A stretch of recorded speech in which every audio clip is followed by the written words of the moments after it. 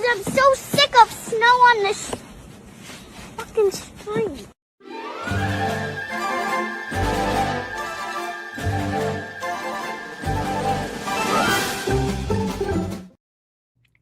Good morning, everyone. We're all that little girl, Riley.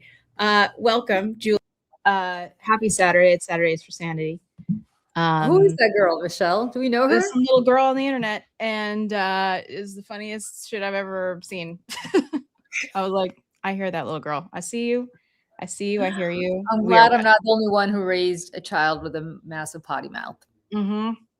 I saw Jimmy Kimmel play the clip the other night too, and I was like, oh, okay, so we're all seeing this. All right.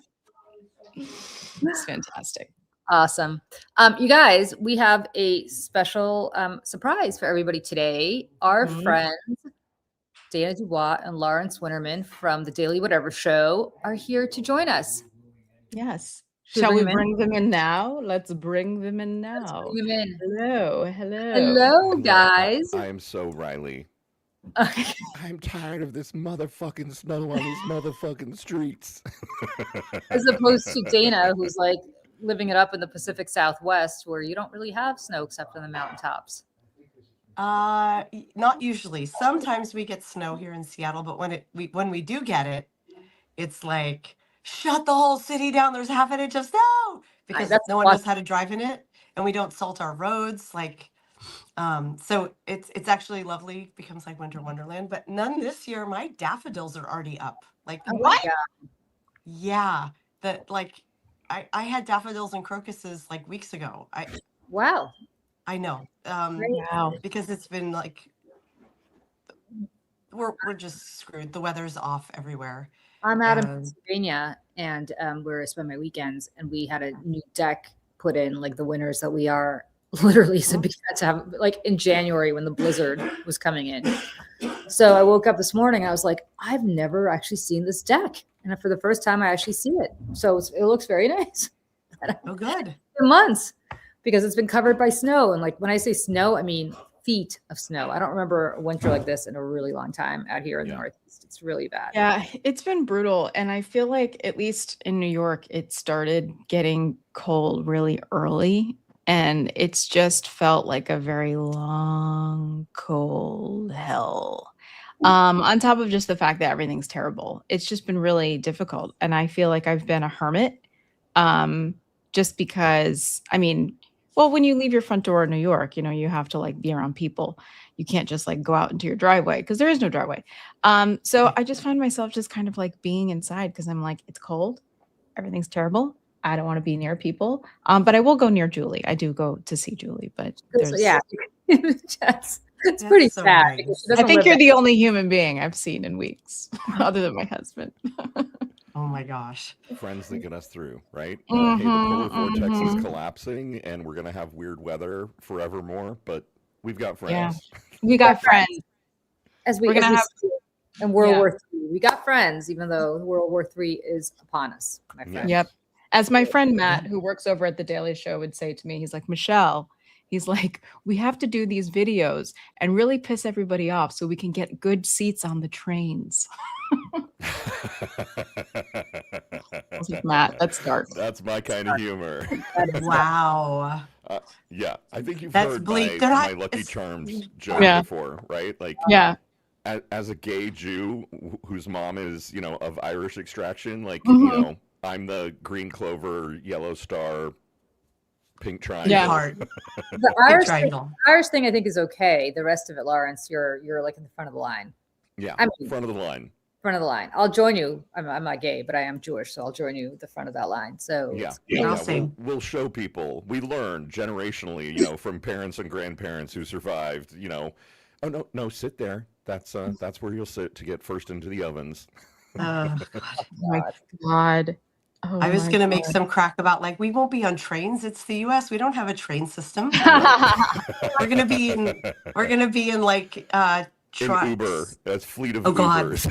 They're going to send Waymos for all of us. I'm about to see the future because I'm about to go to Japan and I'm about to ride a bullet train. And I understand that things like this exist in the universe. Like, it's not that it's impossible to do.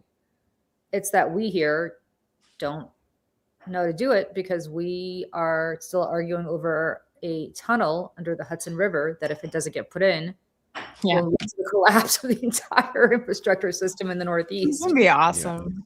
Yeah. I saw a graphic yesterday, the day before, that like I think it was either Japan or China's like train system kind of overlaid on the United States, and it was like the money that it would have taken to build all of this we just spent in the last 4 days bombing Iran.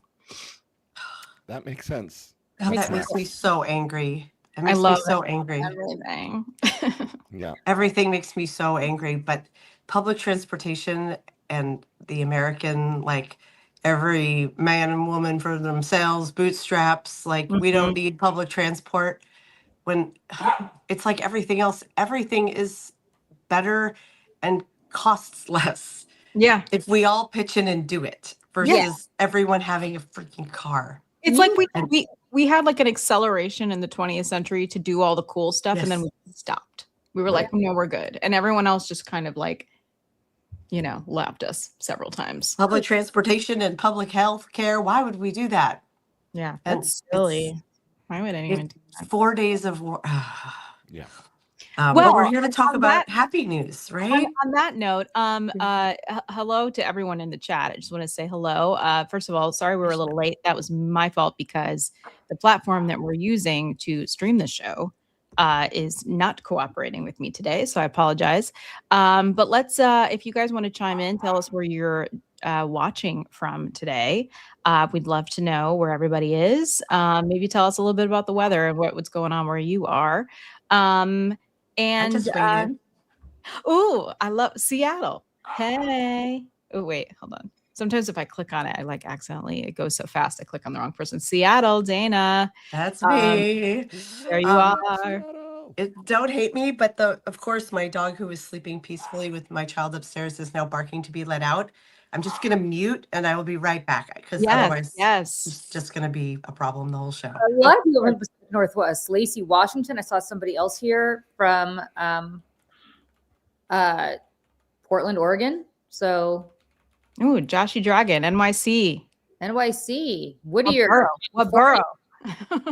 Whittier, California, home of Richard Milhouse Nixon. Liverpool, UK, gray and overcast as usual. But you're in the UK, so you're still better, you know. Yeah. It's still cool. I feel like my lens is like really dirty today. Michigan, Dallas, Texas, Ontario, fog and rain. And North Dakota. Where's Chelsea?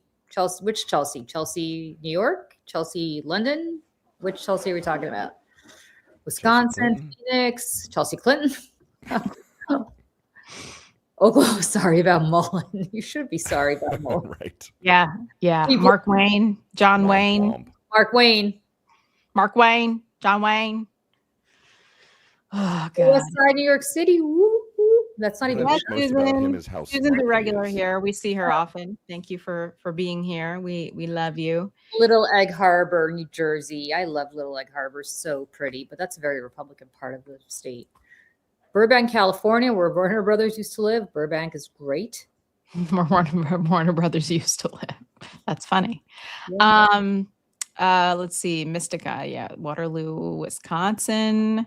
Merida, Mexico. Wow. Oh, I love Merida. It's such a cool city. Really? Where is it? I've never heard of Merida. It's Yucatan. It's the capital of Yucatan province, and not Quintana Roo, which is Cancun and the coast. Right. Yep. And oh my God, it's magnificent. There is a cathedral in the middle of Merida. South of Quintana Roo? No, it's basically like east-west, right? The east of the Yucatan Peninsula is Quintana Roo, and Yucatan province is like the majority of it on the western side. Okay. Merida is the capital. It is an amazing, beautiful colonial city, and there's a cathedral in Merida. Ooh. It's a gorgeous cathedral. It was made from the bricks of the Mayan temples. And so it's a Catholic church.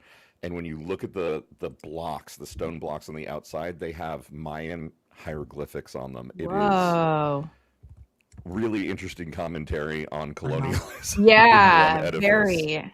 I will say the Catholics know how to make pretty buildings and put on a show and wear costumes. They're very good at all of those things. Yeah. So that makes sense. And like, I mean, that's amazing. I love it. I mean, if you're in Mexico, I hope you're staying safe. I hope things have calmed down. I know it's been crazy. Yeah.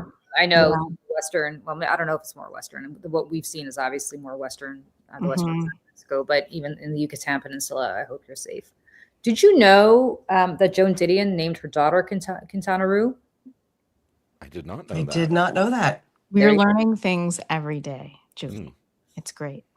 I would have hesitated at the, obvious kangaroo childhood taunting she would have gotten, right? Well, she was, she was the daughter of, two, I guess, interesting people. So, Okay. I mean, Apple Martin seems to be prospering okay. Her name is Apple Martin. Merida is the second safest city in North America. Really? Okay, well, I'm glad you guys are safe. I'm not suggesting that it's not normally safe. I just know there's been a lot of there's been a lot of crazy stuff happening in Mexico as a result of the killing. Yeah, I just saw a friend of mine who she built a little house on the western coast of Mexico. I don't know exactly where, but they built a little thing and they're like renting it out for vacation. And I was like, how close are you? And she's like, like a little close, a little close. And it made me nervous. She's like, but as far as we know, like things have calmed down. But, I think it's just really scary, right? I mean, it was just kind of like out of nowhere. So I keep thinking of all the dudes that I know that were like, I'm buying an investment property in Puerto Vallarta. And it was like, I know I have my friends from college have one of those too. Yep. Yeah. Yeah, that was like, when that all that happened. investment property. Yeah, living on the West Coast, that's kind of where people like pop down for spring break and stuff. Yeah. Like, it's such an easy flight. And when all of that news in Mexico broke, it was the very end of midwinter break. We get a week off in February here. So my kids and I were in Florida with my family, but like my daughter's boyfriend was in just outside of Puerto Vallarta on vacation and got stuck.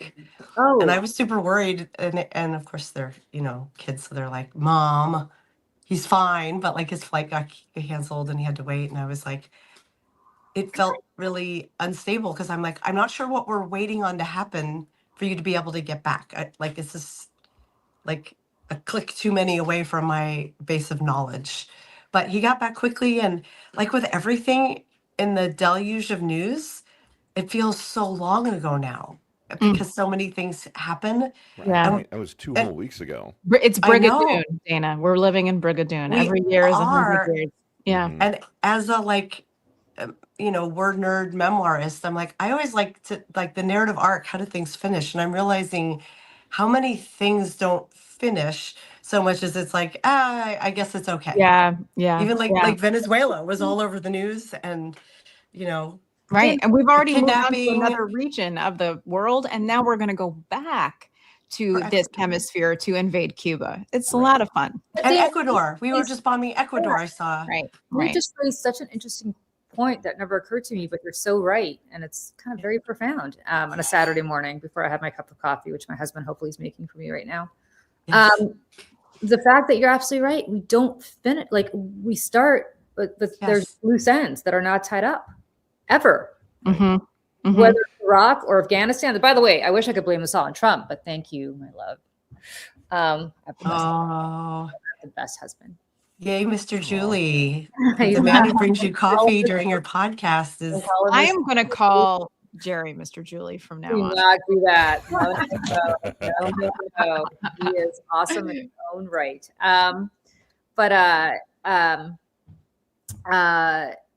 Anyway, so the story's not finishing. I feel like we collectively haven't acknowledged. Dana, right? This is why we've been friends for 40. She's brilliant, and every once in a while she says something that I'm like, you just reset my entire life with that one sentence. I'm not even joking. Like you have just said something that it's never occurred to me, but something for all of us to think about. Like shit never gets done. Yeah. Right. It's like to blame the albuterol.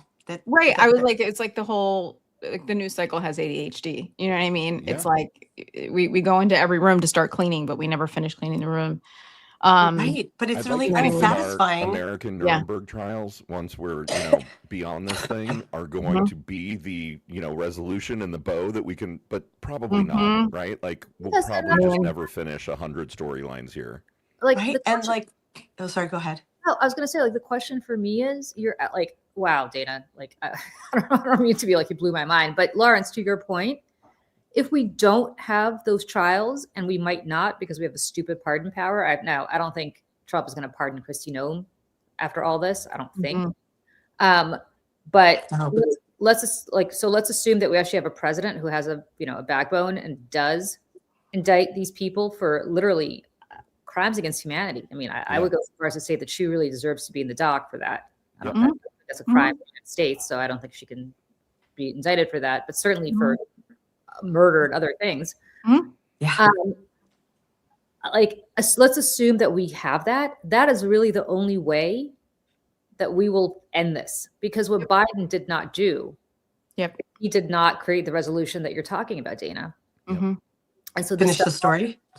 He never finished the story. This is like really you're writing a memoir, and this memoir doesn't end. You just kind of taper off. Oh my God! Can I make another weird cultural tie here? Yes. Yeah. It's like we're all scrolling through reels. And, Oh God! And you know how when you're watching end. a reel, it's like some TV show you've never heard of, but it's like your brain's on lazy, and so you start watching this part of a narrative, and you get briefly sucked in, and then you flip to the next one, and nothing ends. You're just seeing a stream of that house. I don't know. Right, and that's what the news has become, and so there's no accountability because we're never seeing a story end. So we're like, oh, what about? I mean, the thing this week that just made my head explode was we started a war, and then like 5 days later, Marco Rubio was like, "Oh, Americans, immediately evacuate, get out. We can't help you though. Take a commercial flight." And there were no commercial flights. That's what happened to Julie when she was in Israel. Can I say something about that? Because I don't know if you guys know this. I was in Israel last June, right? Oh, I don't know about this. Right. So during the first time that they decided they were going to bomb Iran. And okay, I'm going to give them grace that maybe they didn't have their shit together because they're the Trump administration. They never have their shit together.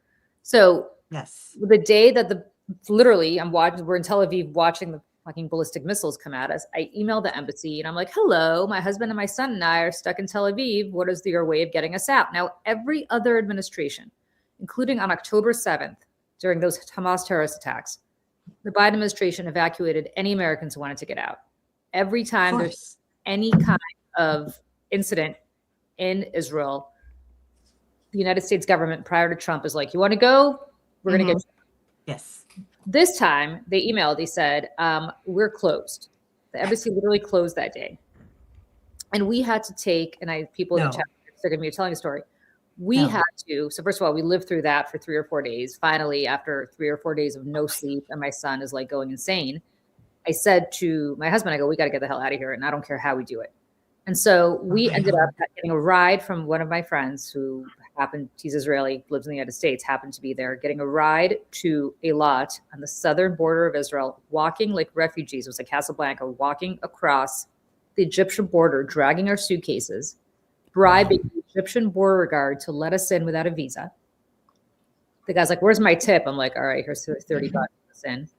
And then hiring a Bedouin, literally a real Lawrence of Arabia Bedouin, to drive us 3 or 4 hours to Sharm el Sheikh at the tip of the Sinai Peninsula, where we got a flight to London.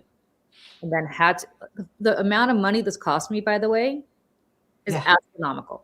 And of course, I did not get a refund back for my flight back from Israel. It was supposed to happen. Of course not. But the point is, we were on our own. And when I wrote a Substack column about it and went on, talked about it quite publicly, people started reaching out to me who were like, they were trapped there for weeks, be like, how'd you do this? What'd you do? I'm afraid to do this by myself, and yada, yada.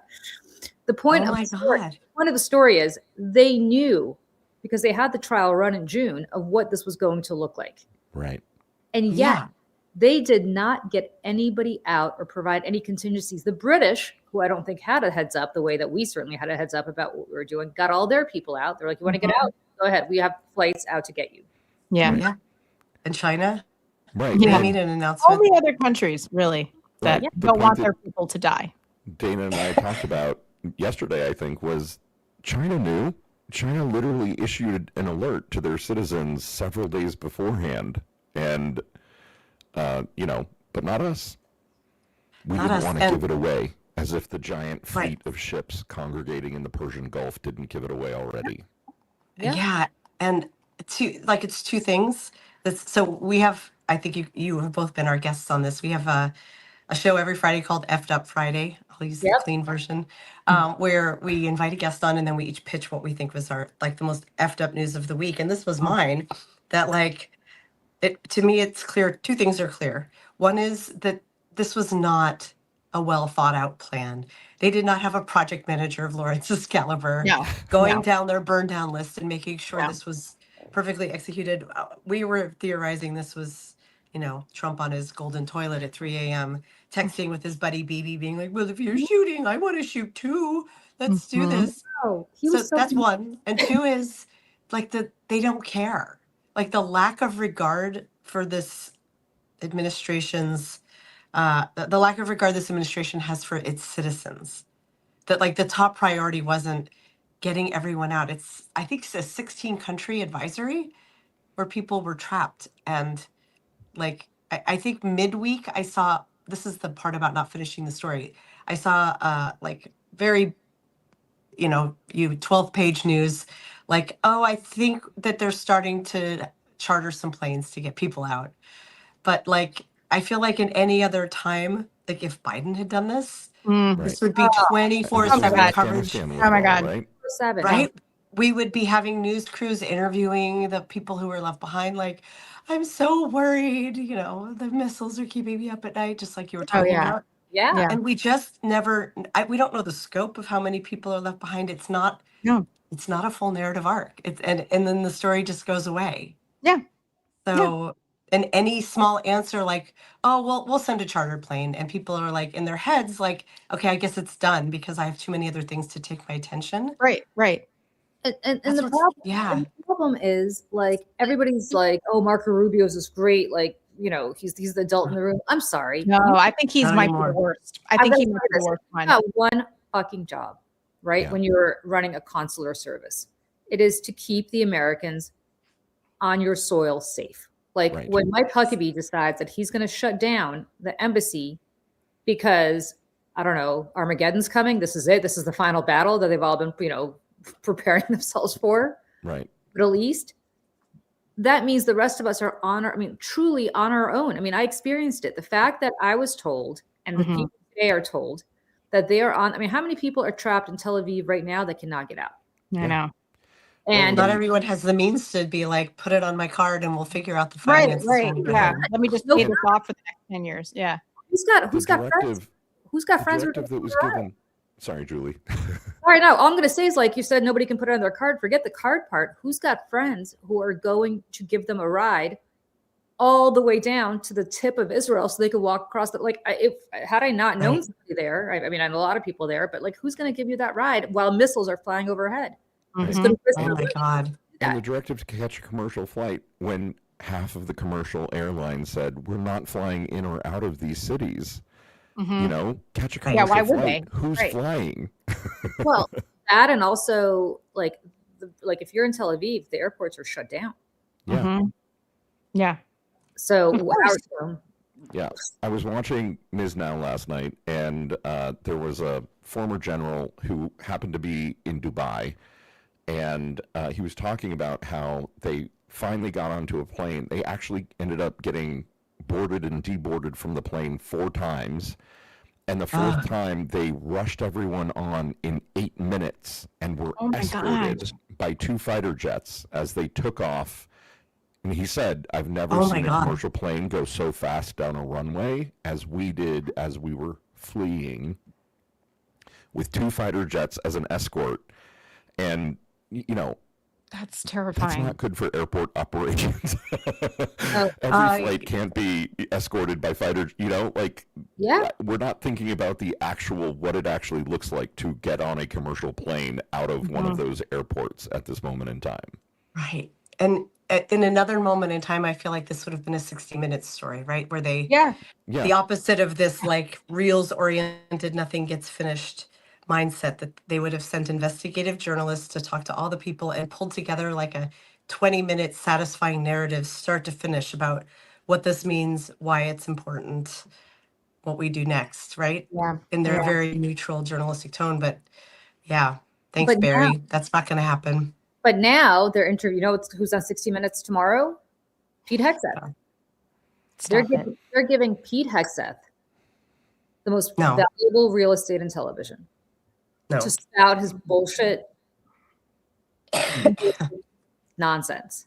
And sorry, just with all like the bullshit of Barry Weiss and everybody over there being like, oh, we can't just have one-sided, storytelling, which, is based in fact. There will be no pushback from the other side of whatever Pete Hegseth is saying. And that's the hypocrisy out of all of it. It's just like, it's so infuriating. Barry Weiss sucks.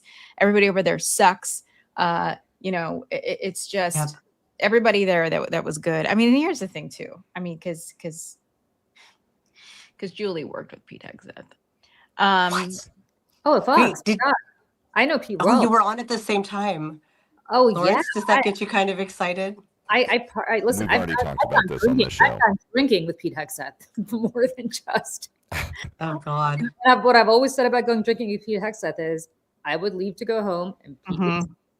Yeah. Just keep the party going all night, Petey. And he's a kid who should have done musicals, and maybe he wouldn't be so messed up, because I think he's just been chasing the dream of wanting to sing soliloquy for the rest of his life. And here's the thing too, is that I love your whole musical, like you all should have been theater I've been kids saying and gotten this cast. for the longest time. I saw some comedian on Ari Melber saying this the other night, and I was like, he stole my bit. Right. He's been listening to you. He stole my bit. But I genuinely believe this in the depths of my soul. And here's another thing. Can I just say, because I was trying to load this in onto the thing. So I think it's going to, when I play it, it's going to be over our faces. So I'm very apologetic about that. StreamYard sucks today. But Tucker Carlson, I sent this to Julie this morning. This is nuts. Watch this. Flipped to DC 3 times in the last month to try to convince Trump not to do this. It didn't work. It happens. I'm looking at this and I'm thinking, boy, this is not going to get better. So then I think I'll fly up again and ask him. I mean, I don't know if anyone else is doing it, so I'm going to try to just declare victory and go home. Like, you killed an 86-year-old cleric. Let's just call that a win and then pull back. And so then meantime, he got convinced to denounce me. Okay. I don't care. I'm going to fly up anyway and see him. Right. Even though he's like denouncing me. So I call over there to see, call someone who knows him to see. I said, I'm just going to fly up anyway and tell him this because I think it's so important. And the person says, don't bother, because he's being shown polling that this war is like a 90-10 win for him.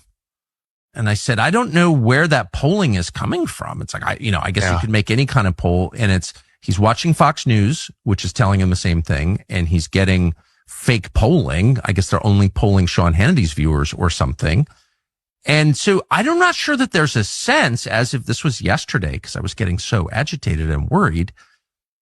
I don't think that there's a sense that this is unpopular. Like, I think there's an information vacuum here. There's a massive information vacuum. Wow. If that doesn't prove to everyone that everything they're doing over there is bullshit, I don't know what will. And also, Tucker Carlson's going to run for president. But I mean, Julie, you've said many times to me that Tucker Carlson believes all the nonsense that he's spewing for the most part. Yeah, I also Tucker may be seeing the demon in his cabin in the woods in Maine, but everything else. Yeah. I also worked with Tucker, and I was friends with Tucker. I shouldn't say friends, but Tucker and I had many. Tucker and I were on the road a lot in 2016 together, covering. People are going to come in the comments, Julie, how could you ever? Blah, blah, blah. Let me say this about Tucker Carlson. Tucker Carlson is truly racist in a way that is endemic in his bones, and not just against Black people or Jews or anybody else. Like, he thinks Catholics ruin the country. Mm-hmm. And Irish people, everybody. Yeah. Wow. Mm-hmm. Polish people with their vodka, and Irish people with their whiskey, and Italians with their mafia, and we had no crime until they all came here. Like direct quote to me, back in on election night 2012, excuse me. Tucker also has truly become, and always was when I knew him, anti-war, anti-neocon. Tucker is Charles Lindbergh. Like, if you want to know, that's a good comparison. If you want to know about a throwback, like if you want to just understand Tucker's worldview, he's basically Charles Lindbergh. Except as opposed to Hitler, it's Putin, right? So total isolationist. Total isolationist, loves Putin, loves Orban, fascist. I wouldn't even say fascist curious, like wants that kind of government here, because Tucker does not believe that anybody other than the Tuckers of the world should be in charge. Tucker also is incredibly insecure in the sense that Tucker got fired, much like Greg Gutfeld. These guys got fired from every gig they ever had. Gutfeld got fired from every gig he ever had, and so he will do whatever it takes to be successful at Fox because this is his last shot and he's making a shitload of money doing it. Tucker got fired literally from every gig he ever had. He's very upset because he used to, Tucker used to be a great columnist. Tucker had an incredible way with language, and Tucker was part of the kind of elite. Yeah. And then he feels like the elite rejected him. So now he's like, fuck that. Yeah. He didn't get into the CIA. He was a CIA reject. And he had that Jon Stewart takedown, right? That moment on Crossfire. Where Jon Stewart literally said, "You're ruining America." Yeah. And then Crossfire got canceled the next week. Yeah. Right. so Tucker now is incredibly powerful. In fact, like Tucker is kind of Obi-Wan Kenobi. Like when they fired him at Fox, like he's like, if you kill me, I'll become whatever the quote is from Star Wars. But but that that's Tucker, and it's Megyn Kelly as well. Who told me explicitly when she got fired from NBC. I saw her like a week later, and said to me, I said, "What are you going to do next, Megyn?" And she goes, "I'm going to start a podcast." And I go, "Really?" Because back then podcasts weren't like what they are now. I was like, "Really? You're going to start a podcast?" She's like, "I will never ever work for another 68-year-old white man again." She meant Roger Ailes of Fox, and she meant Andy Levy. I mean, same, but also let's not like Megyn. No. But my point is, like, she understood what she was going to do. She was going to build something that nobody could take away from her. Yeah, I mean, I get that. It's terrible, but I get it. Yeah. Tucker did the same. And so I don't want to belabor it other than to say that Tucker Carlson doesn't really give a shit if Donald Trump is not listening to him, because Tucker Carlson understands full well that the future of the Republican Party is not Donald Trump, and it's not neocon shit where they brought Condi Rice in. Did you see that they brought Condoleezza Rice in yesterday? To the NCAA was there, right? Is that why she was there? She's NFL, I think, or NCAA. Sorry, NCAA. Yeah. The NCAA somehow. And I was like, oh, it really is 2003. Condi Rice in the White House. We're going to a store. Yeah, but then they pull her in, and they're like, and Susie Wells is like, Madam Secretary, can we speak to you? And Condi's like, this is it. This is the moment I've been waiting for, another war in the Middle East. And the point is, like, Tucker is watching this shit, and to Tucker's credit, he's not a convert to this. As long as I have known Tucker Carlson, he has been a complete and utter isolationist. Mm-hmm. He's watching this, and his attitude is, fuck that. Because he knows that's where MAGA is. And Trump made a big mistake for his own base. Whatever polling they're showing him right now, I'm telling you, there is going to be a part of the MAGA base that will support him if you shoot somebody on Fifth Avenue. Mm-hmm. But not all of them, and I'm not even sure half of them. Right. Everything he promised them, Epstein, right? Files are not out. The economy getting better. They know what they're paying for ground beef. Right. No more forever wars. No more wars in the Middle East. No regime change.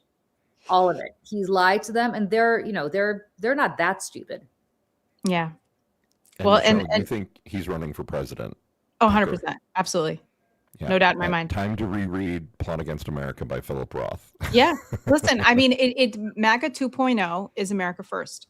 It's the alignment of Tucker Carlson, who will be the most palatable, God help us, Marjorie Taylor Greene, and Nick Fuentes. Like that's the next generation of this that's coming, and everyone needs to prepare themselves for this. Can I say some comments, please, Bombshell? guys. Mhm. I have an NDA, so I can't say much. But there was an actress playing me in Bombshell. And I can't say much about that portrayal because I have an NDA. And I couldn't speak to said actress who played me in this movie because I have an NDA. But there's one thing I'm going to violate my NDA to Same with Gretchen too, right? Gretchen couldn't participate. Gretchen She has an NDA. Is this our segue into Daryl Hannah? Could not speak to Nicole Kidman. Yes, could not speak to Nicole Kidman, who played her. I could not speak to a woman named Anna O'Reilly who played me, other than to say I'm a little short Jewish girl, so having somebody named Anna O'Reilly play me with red hair was a little interesting. But I will say this about Bombshell. I'm going to tell you a little anecdote, and then please understand, extrapolate what you will about the rest of the veracity of that movie. The first scene of Bombshell has me hopping on one leg, trying to fit into full body Spanx to impress Rod Rails, so I could look thinner. One, I hate Spanx. I never wore them. Fox would give me Spanx to wear. I have 20 and you probably notoriously everybody kind of knew that about you, right? Everybody knew that I hated Spanx. All I did was talk about how much I hate Spanx. So the fact that the first scene of that movie had me fit in, I don't even know if full body Spanx exist, but the fact it does. I own them. Okay. So the fact that that was me and my boobs jiggling up and down, little, eye candy for the men in the theater. I don't like Spanx. And that's all I'm going to say. It's interesting that would be like that of all the things that they could talk about would be put in the script. Right. That's interesting, right? Right. Yeah. The opening moments. So they're setting a scene of this is a woman who is contorting her body to put on a painful, socially accepted medieval device to suck in one's gut and look better. And also to impress my male boss, who I tried to impress him. Harassed. Yeah. Yeah. And also but not every woman had an NDA. There were some women who got to participate in that movie, right, Julie? Well, yes, my understanding is Megyn Kelly did not have an NDA. Right. Interesting. That's interesting. Yes. Well, if anybody wants to do something about Gretchen and Julie's NDA, send a letter to Paul Ryan, who sits on the board of Fox News. I think we should all start a campaign. I know Gretchen and Julie have tried this in the past, but Paul Ryan just ignores all of the letters. So wouldn't that be something, even though Fox says that, we're in our next generation, we've cleaned up all of our messes, they still will not release the women from their NDAs. Isn't that something? Yes, and I have to believe her. That would be a fun campaign to try to get out there. Wouldn't that be something? And I want to, somebody said Michelle and the Electric Spanx. It's the name of my band. Don't knock it. Right. And I love Spanx. I have a whole drawer of Spanx. Oh, Michelle, I have so many Spanx that Fox gave me that I've never worn that I can give you. You've never. I was like, I don't know that I want your old Spanx. No. Never worn Spanx. They would give me Spanx, and I'd be like, no, you don't understand. I'll wear them. I'll wear them. Done. Yeah. My God. Listen, done. I was a pageant girl. I will put myself in things that are deeply uncomfortable just because they look better. But I also wanted to talk about. Oh no. Just as I was going, Dana, why don't you go refresh? Maybe. Is it just me? Yeah. It's just you. But you can hear me. Is my picture frozen? Yeah. It's totally dark. You're like the Black Album, Dana. None more black. I'm none more black. Okay, I'm going to leave and come back. I'll try leaving and coming back. Let me see how that goes. Hey guys, for those of you who like Spinal Tap, Dana and I are talking about doing a one-off Spinal Tap tribute show. Not us singing, but maybe us singing. But I'm talking about a collaboration between Mayday and Dana and Lawrence to do I don't know if this would be a Blue Amp thing or however you guys want to do it, but to do a tribute to Spinal Tap. Yeah. Yes. You could not pick a better person in this than Dana. She truly will give her a microphone and she will karaoke every song from that movie. As will I. I don't know, Dana, I actually saw, when Dana comes back, Dana, I saw Spinal Tap live, just so you know. I saw them perform. Really? And I'm going to go you one better. And then about 6 or 7 years ago, they did something at the Beacon Theatre in London. It was Reiner, They showed the movie and then they talked about it. It was the cast. It was Harry Shearer and Rob Reiner was there, and Michael McKean was there, and my favorite, Christopher Guest was there. And they talked about the movie, and it was one of the most wonderful events I've ever been to. It was great. Rob Reiner's birthday, I think, was yesterday or the day before. Yeah. And he was fantastic. He carried that whole thing, and Harry Shearer was very verbose. Christopher Guest was kind of Nigel Tough Nelly, didn't say much. He's very quiet. Christopher Guest. Lee Curtis is married to my like, dream actor husband, because Corky Sinclair. Corky, yes. Like waiting for Guffman every day. Yeah. Whoa, what a Spinal Tap. Somebody just say, what a Spinal Tap? I know. Oh no. Them some fighting words. Tell me you're Gen Z without telling me you're Gen Z. Jay, I want you to do something for me. Dana's gone again. I want you. Am I back or am I still gone? No, you're gone back to again. the album. Yeah. I want you. Okay, I'm going to join on my laptop instead of my phone. Cool. I don't know if it'll help, but let's see. Goodbye. Yes. Yeah. So, Jay, This is Spinal Tap is, I think, up with Casablanca to one of the greatest movies ever made. And it really is. And I want you to do something for me. I want you to rent the song. Rent. I'm like, tell me you're Gen X without telling me you're Gen X. Totally. Blockbuster. Go down to Blockbuster. I want you to rent. Oh my God. Song Remains the Same, which is the Led Zeppelin album. Led Zeppelin like tour documentary. Also the band, which is what Spinal Tap was based on. But really, I think the Song Remains the Same is better to do this. I want you to watch The Song Remains the Same. I want you to try to stay sober while you're watching it because it is so bad. And then I want you to watch Spinal Tap. And you'll appreciate how it is one of the greatest movies ever made. Yeah. Ever. I do want to not to go to another thing, but Dana's gone, but I did want her to talk about this Anthropic thing, this AI thing. But I guess while she's gone, we can kind of lead in with some other AI nonsense. This is like one of the funniest stories, guys. We're talking about like losers in right-wing media. Good Lord. Glenn Beck, guys. Apparently he did this for the first time a few months ago. I didn't catch this, but it's made wind again because he brought it back. Glenn Beck criticized for talking to AI George Washington about Iran conflict. Oh, Jesus. This is his tweet from, I believe, just a couple days ago. Would the founding fathers approve of Trump's war in Iran?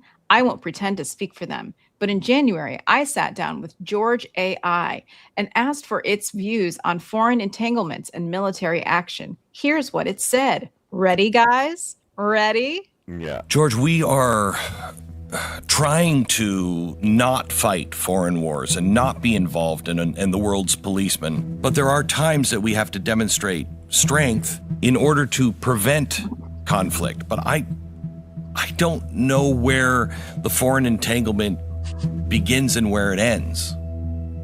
When I was president, I did not crave power. I didn't strut in my uniform, dreaming of conquest. In fact, I begged several times to not be the general and not be the president. I didn't want it, but I understood my responsibility. And I also understood that some things that are easy to forget when you're staring down bayonets. Peace is not the default. It has to be guarded deliberately with foresight and strength. My generation lived through a fragile independence. Our new republic was surrounded, literally and figuratively, by instability. Most of the founders believed that we would not survive to 1820. We thought it was an interesting experiment. European powers were sniffing the opportunities. States were threatening to splinter. Loyalists were lurking. None of this was hypothetical. It was the daily background noise of early America. So how did you protect that freedom? Well, you said it. Through strength. Weakness didn't just invite disagreement, it invited disunion. And I had already seen what happens to authority when it is too diluted. The Continental Congress couldn't pay the troops, they couldn't enforce unity or act decisively. That kind of vacuum doesn't stay empty. Either chaos fills it or another power does. And that's why I often emphasize the importance of demonstrating readiness. Not because I wanted conflict, but to discourage those who did. I said once, to prepare for war is one of the most effective means of preserving peace. That's not saber rattling. That's different. It's insurance. Think of. Okay, I'm going to stop this because I can't. I just got to say, I agree with John Donahue that AI George is a total zaddy. I mean, that big nose, and he's rocking that Hanes blue T-shirt. Like, come on. Yes, George. Yeah, he was kind of. Can you guys hear me? Am I on okay now? Yeah. Okay, I'm on my. I'm on my. Was just George my default pro? MacBook. You look and sound great, Dana. Was George pro-war or anti-war? I couldn't understand. I can't understand. Like, it was the most waffly nonsense. Can we also just say he didn't call him Mr. President or President Washington? He says, no, George. He's calling him by his first name. They've put George in a plain blue T-shirt. A really bad necklace, like it's stretched out. Like George. Seriously, like, for being AI, couldn't that be like George Washington was very wealthy. Yeah. Thanks to his wife, very wealthy. Yeah, and like slaves, he was very wealthy. And somebody said in the comments, because as I'm watching, I was like, why does this guy look like Bill Maher to me? But then somebody said in the comments, he looks like a combination of Jon Stewart and Bill Maher. This was a little bit of a mullet going on. He needs to get I left, it came back, and so I missed the intro and was trying to catch up, and I was like, what am I watching? But I'm confused. Where does George come down on this war? Is he for it? Well, let's watch. Let's just see the rest it's of strength it. through stronging, this, right? Like a homeowner who never locks their door isn't more peaceful, they're just more vulnerable. By showing potential adversaries that the United States could stand united, respond quickly, and protect its liberties that it understands, I believed conflict could be prevented before it exploded. And this wasn't abstract. During the Revolution, even some Virginian leaders wanted to keep pursuing negotiations with Britain. But I came to recognize long before it became popular that some risks had to be met with resolve, not appeasement. And there is a world of difference between aggression and deterrence. I knew the line, I walked it, and I tried to draw a system that could do the same. Wow. So fill me in, since I'm sorry, I had to bounce off with my connectivity here. Where did this air? What was the point? Glenn Beck has his little podcast thing. Okay, let me show you the tweet. He wrote this a couple days ago. Apparently he did this back in January. He says, what would the founding fathers approve of Trump's war in Iran? I won't pretend to speak for them, but in January, I sat down with George AI, asked for its views on foreign entanglements. No pronouns here.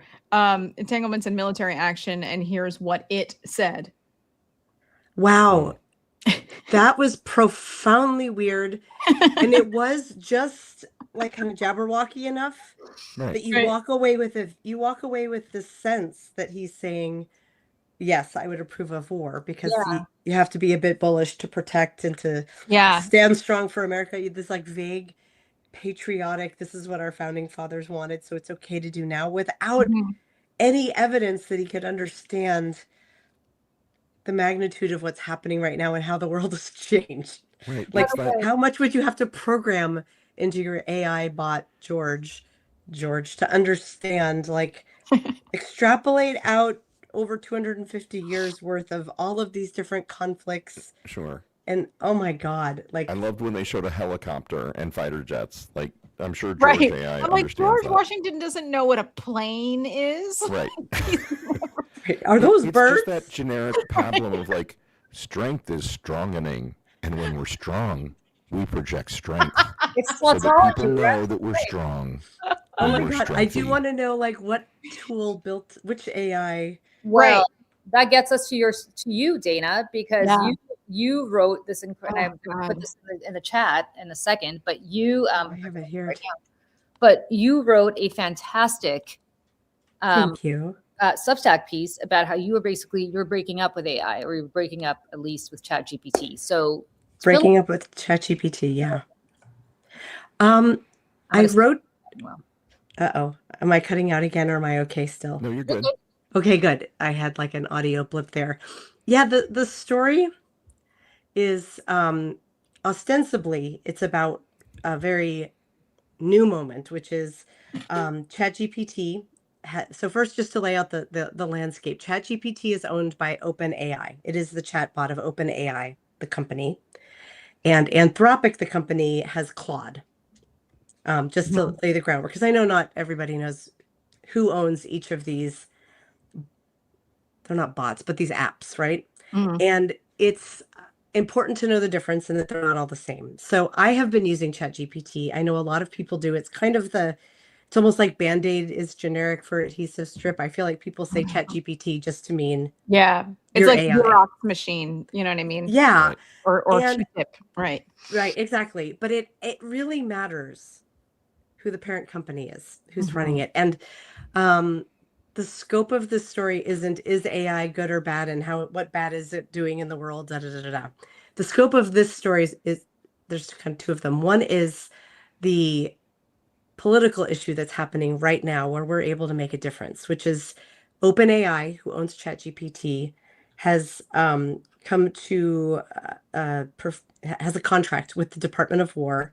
And I know it's the Department of War in quotes, because it's officially still the Department of Defense, but their statement calls it the Department of War, that their tools can be used for surveillance. It says we're not going to be surveilling individual Americans, but don't believe what these billionaire oligarch companies are saying. In contrast, Anthropic, the company that owns Claude, refused to comply with the Department of War, and proactively said, we're not going to do that. This is too invasive. And then they went, and I don't want to so the president of OpenAI, again, ChatGPT, he and his wife donated $25 million to Trump's campaign. They have been open and active Trump supporters all along, where Anthropic gave to, hold on, I don't want to get the name wrong, but they gave $20 million to, one moment, Public First Action, a bipartisan group focused on AI regulation, transparency, and guardrails. Okay. So we have, these tools are roughly about $20 a month if you're using them at scale at all, as I have been recently. They are more robust if you pay. And if enough of us make that switch right now, as these announcements are coming out, it is a way we can really make an impact. I don't know about you, but I know there's a lot of messaging about spend your money wisely. And I want to always do that where I can. And what I've been finding is, like, you go to investigate and there's just no good option. Right. Yeah. Which mobile company for your phone is better? Right. They're like all Twitter, right? I mean, it was like everybody get off Twitter. I'm like, well, you know, and like now there's just so many, but for that, it's just such a specific platform that we use for specific things. It's kind of like a heavy lift for someone to just invent a new one. You know what I mean? You can't just pull that out of your ass. Right. But here is a very black and white situation. And I'm, by saying that, I'm not saying Anthropic is perfect. I'm sure if I dig, I'm going to find, you know, ways. Any company at that size is doing some things that are objectionable. But when it comes to this specific use case, they outright said, no, it's wrong and we can't do it. And Trump is trying to get them recategorized as a threat, a supply chain risk, a designation typically reserved for adversarial foreign films. And Anthropic is planning to challenge that, but they are taking a very big risk by defying Trump and his Department of War. where OpenAI was like, cool, that sounds great. We'll sign. And so the last I checked, the stories have the figure of 1.5 million people have already quit ChatGPT. Wow.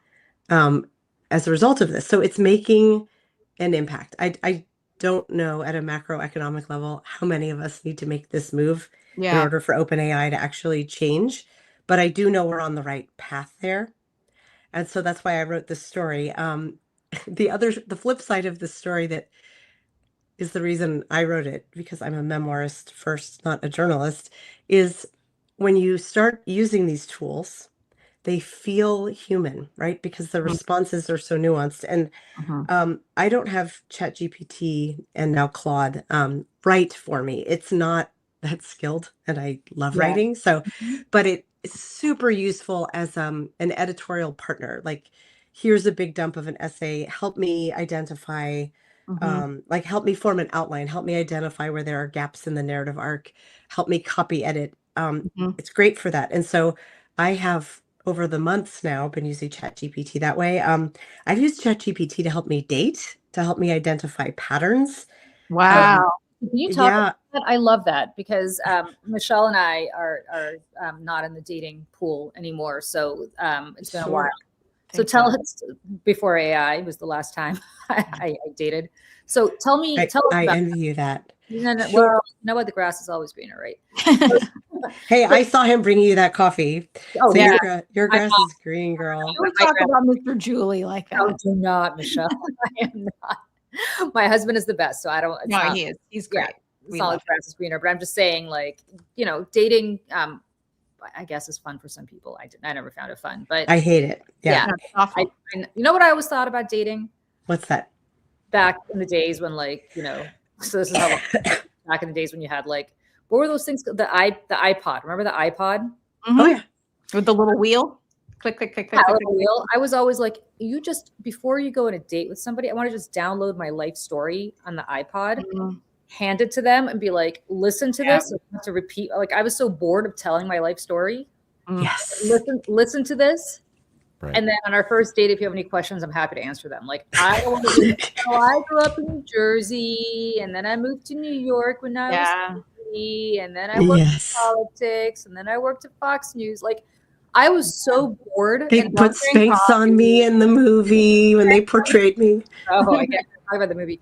But I also, I hated that. I never did that. And this is before I never did online dating. So I never had the volume that I met my husband literally right before the big uptick in online dating. And I used to shoot weddings, right? I did shooter for weddings. And I noticed, even just within a 1 to 2 year period, people who had met in person to people who had met online. It went from something that they were like, we met online, to we met online. And it was celebrated. And, and it was part of the story of a couple, you know what I mean? Yeah. And it's become just so much more, just a part of who we are, how we meet each other, how we connect. When I'm seeing someone these days, my mom is like, how did you meet him? I'm like, Mom, the answer is always going to be online. Yeah. Right. Aren't you, Lawrence, it's a little different for you because you're a man. And so I've always, one of my best friends is gay. That sounds really bad, but one of my best mine too. Sure. What's his name? I'll talk to him at the meeting. Right. But one of my very, very closest friends, Bill, is gay. And so whenever he's like, so I had this guy come over to my house. And I was like, where'd you meet him? He's like, at the bar or the club, wherever he met him. Right. I'm always like, my first initial instinct is always, that would scare me, because having a random guy in my house, you think you really about violence. And then I think, but you're a guy, so it's not as scary for you, because friend, I have a horror story I could tell you. No, I know the horror story. Dana knows the horror story. So I'm short, and I'm sure it involves a literal body count. Oh my god! Ooh. Not Lawrence's, but obviously not me. Yeah. I mean, you weren't the killers. Right. It was just my next door neighbor who was murdered by a trick that he brought home from the bar. That's all. While my boyfriend and I were home, sleeping in the room separated by one wall. Did you hear him? Did you hear it happen? We heard weird banging noises. We didn't realize it was a body being dismembered and trying to be put into a garbage disposal. until the cops told us. Yeah. Oh my God. Good morning. Was this in Indiana or was this in somewhere else? This was in Seattle. Oh my God. Yep. And you didn't even tell them about the fire ghost that possessed your building that made the dude do it, that came from my house to yours, and the house blessings we had to do. This is a whole story. Yeah. I feel like we need to hear We need a whole episode. Next A whole episode for that. No, it was terrifying. It was terrifying. I mean, that's awful. It's the literal nightmare scenario, right? Like our neighbor, who was this, cute, chubby, younger guy, went out to one of the bars in Seattle, one of the gay bars, and picked up somebody who obviously had mental issues and was, I think, on something. And something happened as they were having relations. And yes.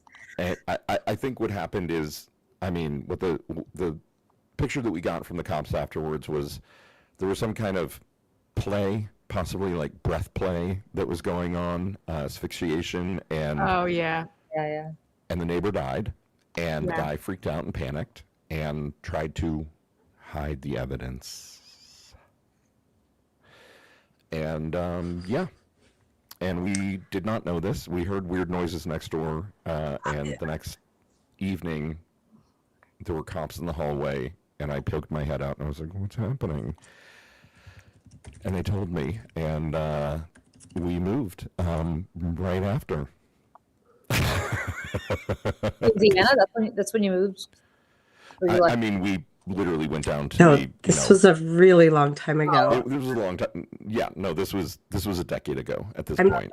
No, Lawrence, I think I'm trying to find it. I think it was 2001.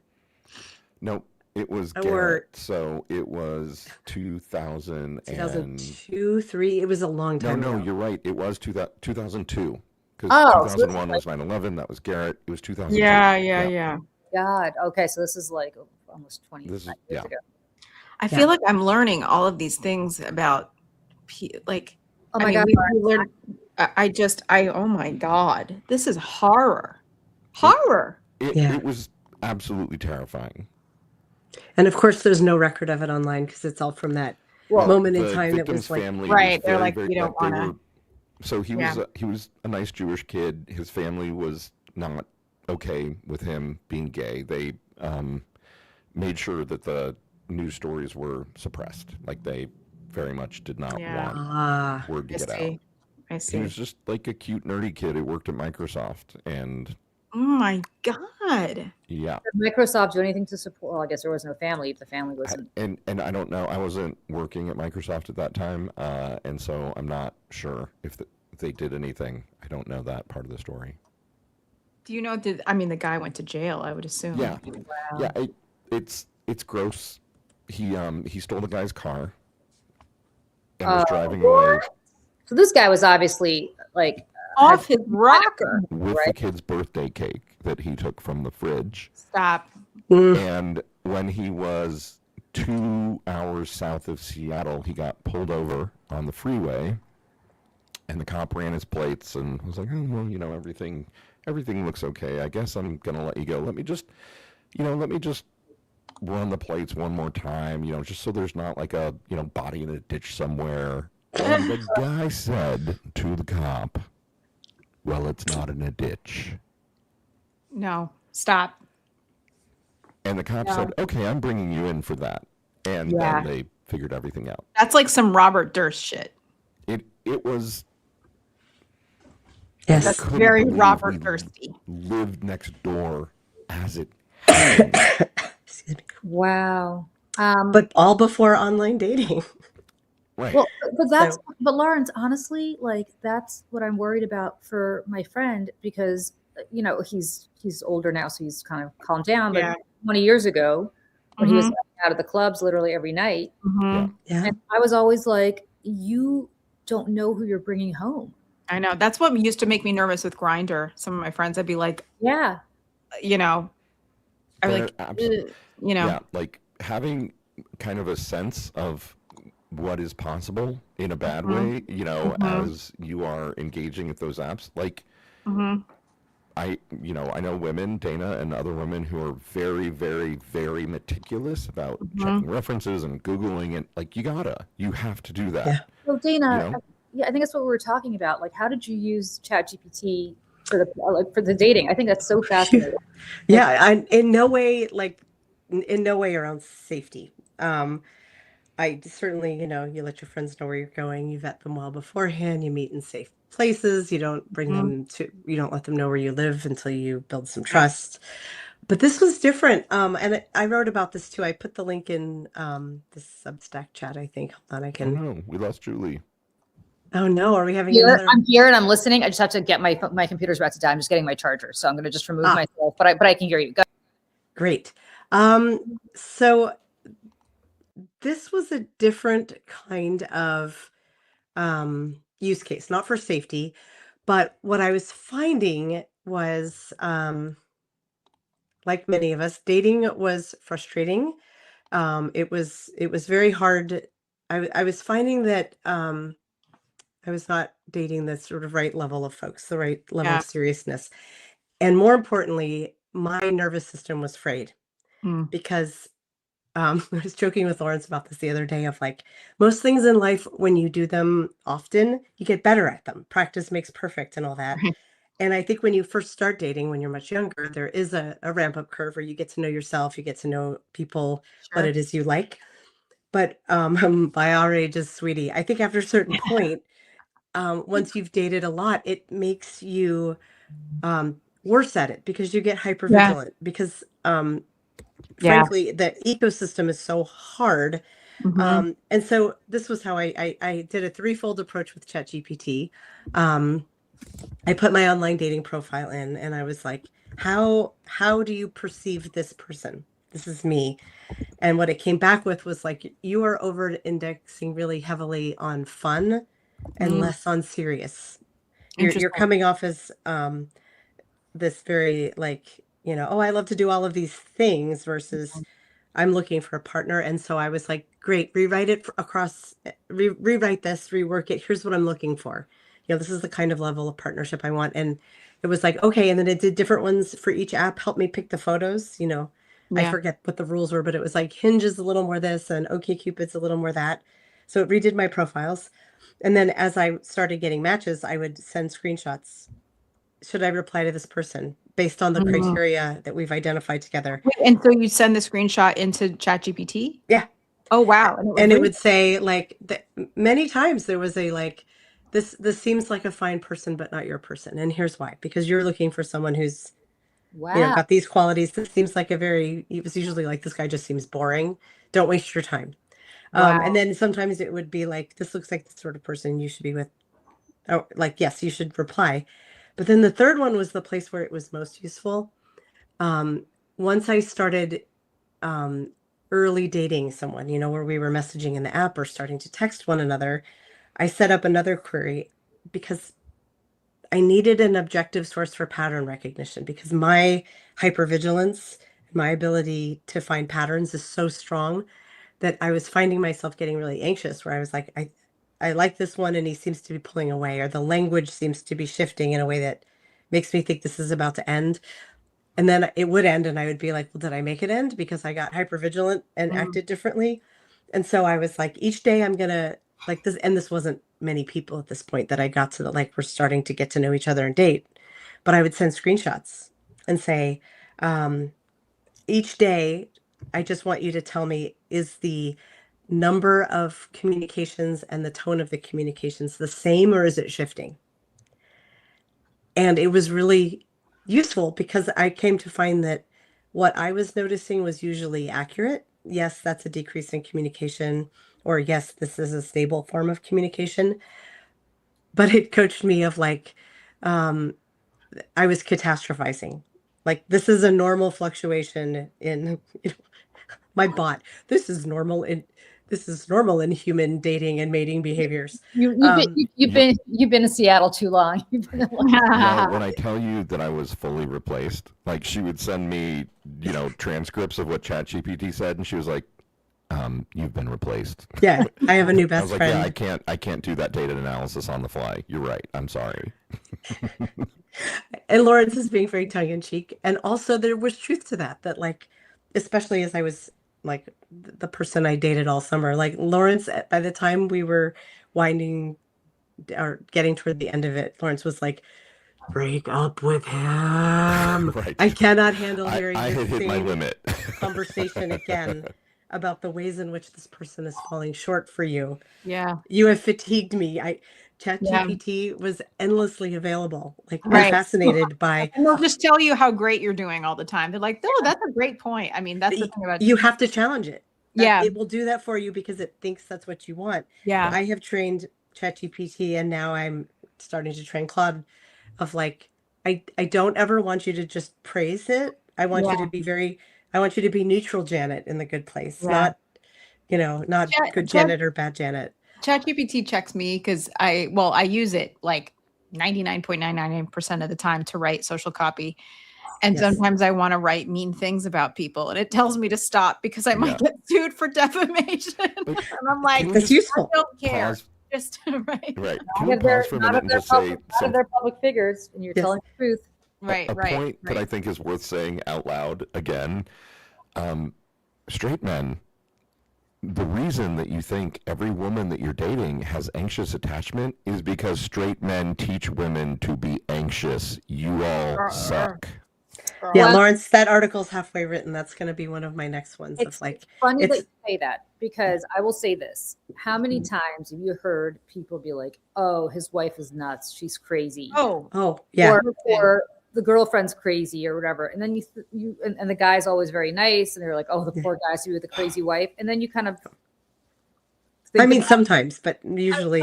Right. And you think about it, you're like, because he's made her crazy. Yes. Right. Yes, he's pushed her buttons and pushed her and done this, poke. Yep. To the point that she goes, I can't do this anymore. And it's like, why are you so crazy? Yeah. I mean, I remember I dated this guy for a while. And he was at the end of his divorce. I mean, the whole thing, I just wish I could like undo the whole thing. And it was like, she's crazy. She's this, she did this to me. She did that to me until you start to realize she's not crazy. You are. You're crazy. And, I remember seeing on his phone that I maybe went through it, a bunch of stuff that he had said about her or stuff that he had said about me that was just completely untrue to like get out of stuff. I remember he was like missing rehearsal for something. Yep. He was in the first national tour of Rock of Ages. And he was missing rehearsal. And I saw the email that he wrote to the company manager. And he said, to the company manager, now thank God this wasn't about me, that his ex-wife tried to kill herself again and he had to go handle this.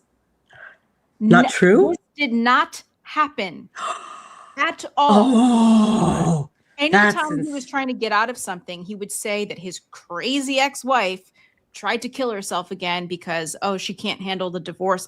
I'm like, this guy is... And then it all started to unravel. I was like, he's lying about this. He's lying about this. He's lying. I mean, pathologically lying about everything. But it's just like, and I felt myself kind of like losing my mind because I didn't know what was real, what was not. And I was just getting pushed to my limit all the time that I felt crazy. And I'm sure, it was just nuts.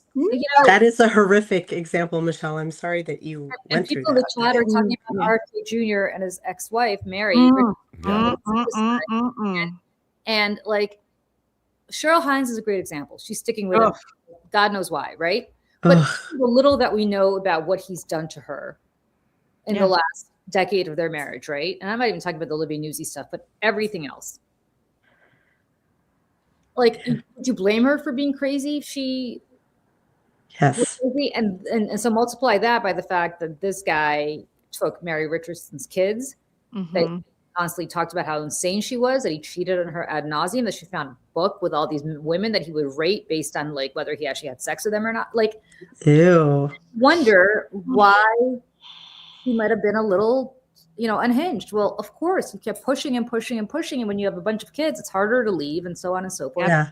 This is all to say that I truly don't I feel like it is impossible to be out there right now. It's pretty rough. Yeah. And so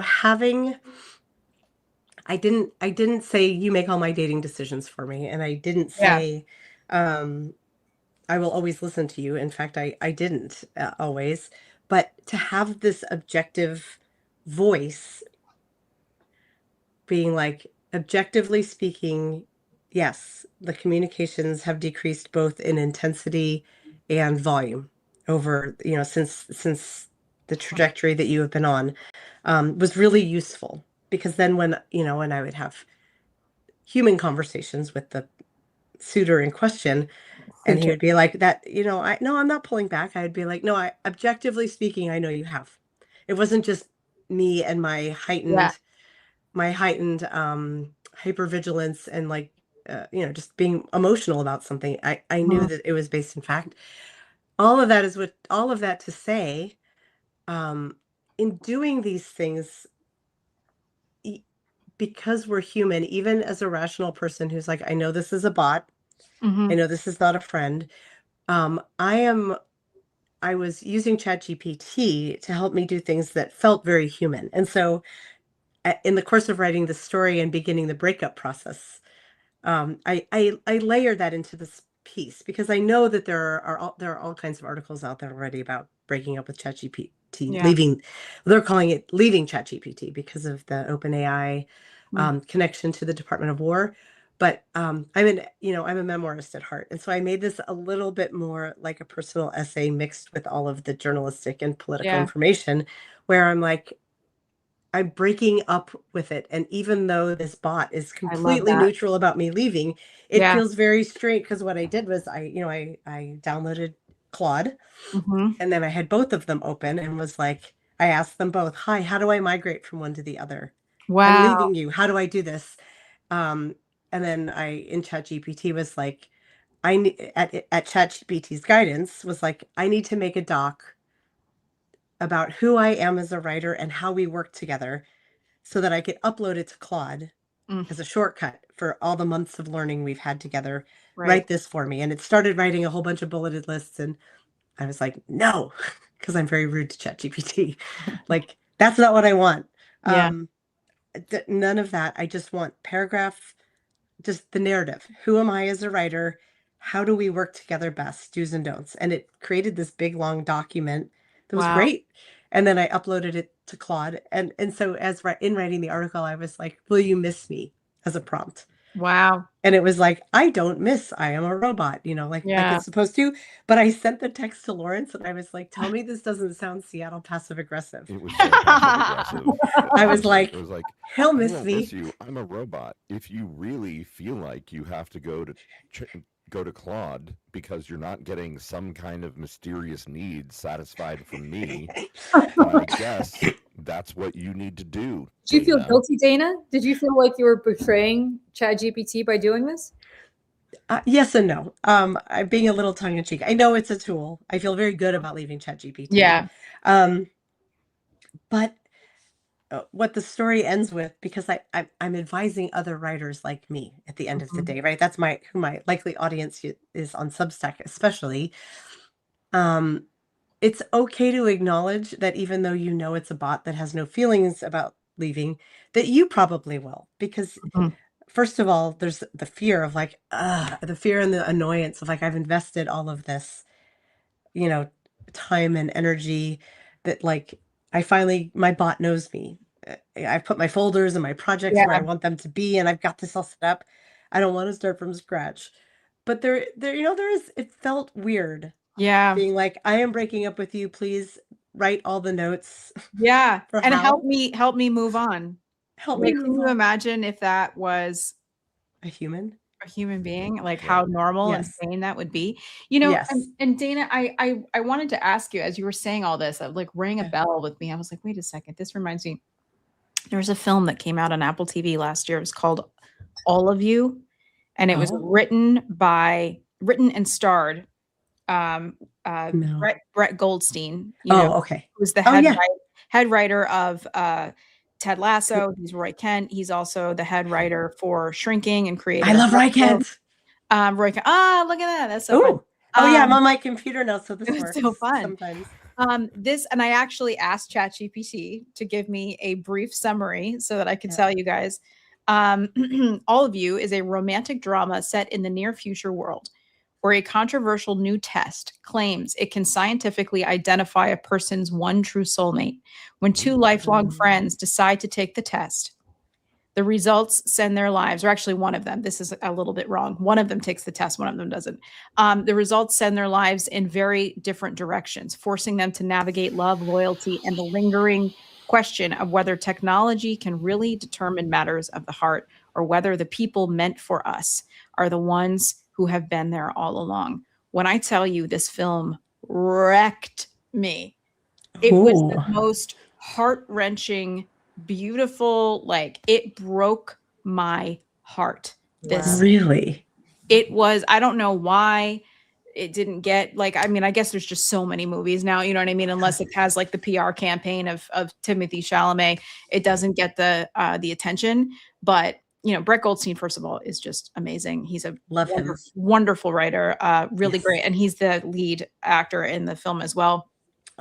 And it's just, sounds so good. You see the forces of nature trying to bring him and this best friend of his together, but she's taken this test and she's like, no, but I have to, this is the person that I'm supposed to be with.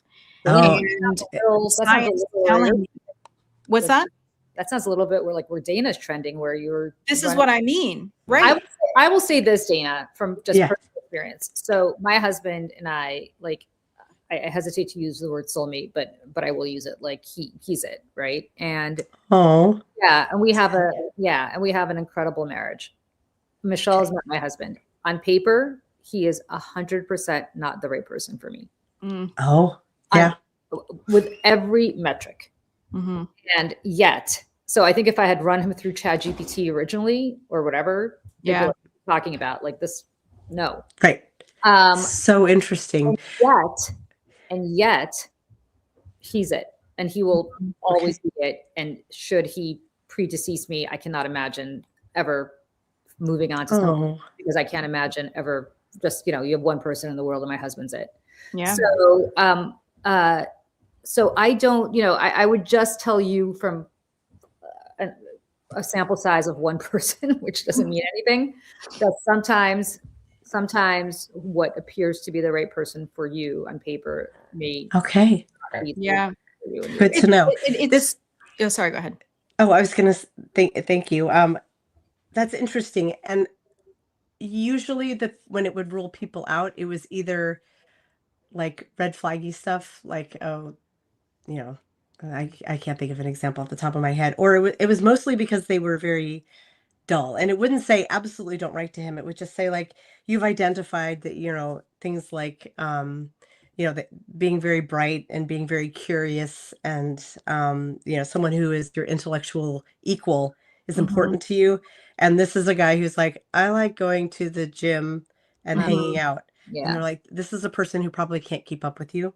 And it never says don't do it. They would just say like, this is what I see and why I don't think this is a fit, but you do you. Right.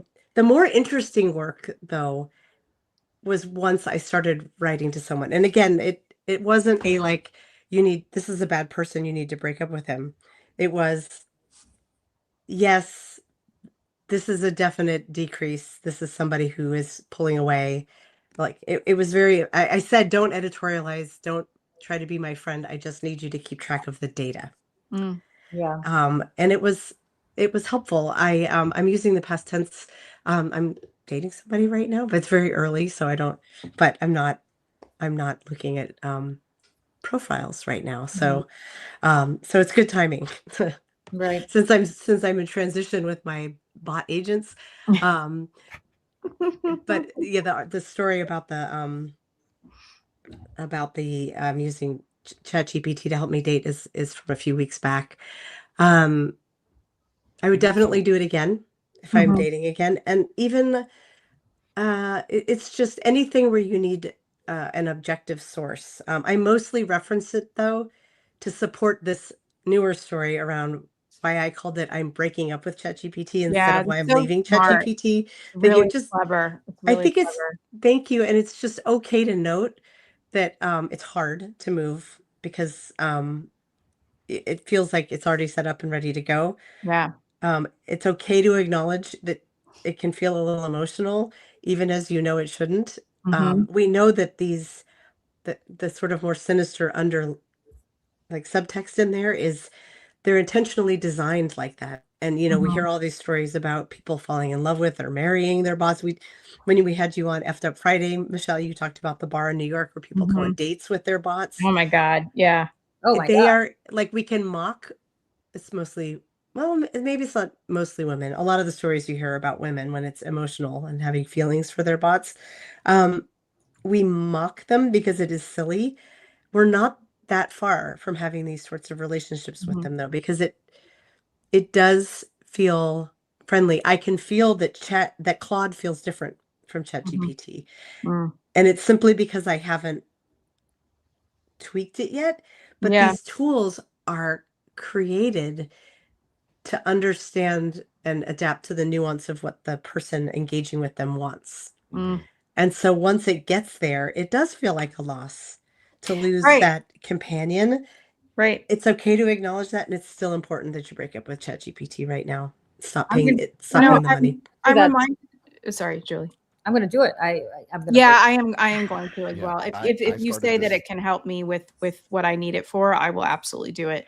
And as you're saying this, like I'm thinking about how hard it is really to move on in anything in life that feels you put in the time and you've invested, right? And I see the world through. Sometimes it's embarrassing. I see the world through all the TV and the movies and the plays that I watch, and I immediately connect to something that made me think about something while I was watching it. And there is this film. It was made in 2010. It's called Last Night with Keira Knightley, and it's about this married couple spends one night both connecting with people and like what's cheating, what's not. Anyways, there's this conversation they have, and it's like, oh, wow, you've never been married, have you? And he's like, no. And he's like, see, you don't understand. It's the years that you can't undo. And I always stuck with me because I was like, oh, right. It's the birthdays. It's all the, so you think about all the time, the investment, you were saying like when you're going on dates and having to repeat yourself over and over and over again, it's like not having to do that anymore. And all the time and the investment you've done to get to know someone, and whether that's a job, whether that's ChatGPT, whether it's a human being, whether it's, even me, like I just left in an organization that I co-founded. It was very sad for me. It was like something I had to do, but it was really sad. And because I am a serial entrepreneur, and I was like, I have to go do something else that's going to go make me crazy. But it's walking away from something that's already established is really, really difficult as a human being when we're not, we don't have infinite amounts of time on this planet. Right.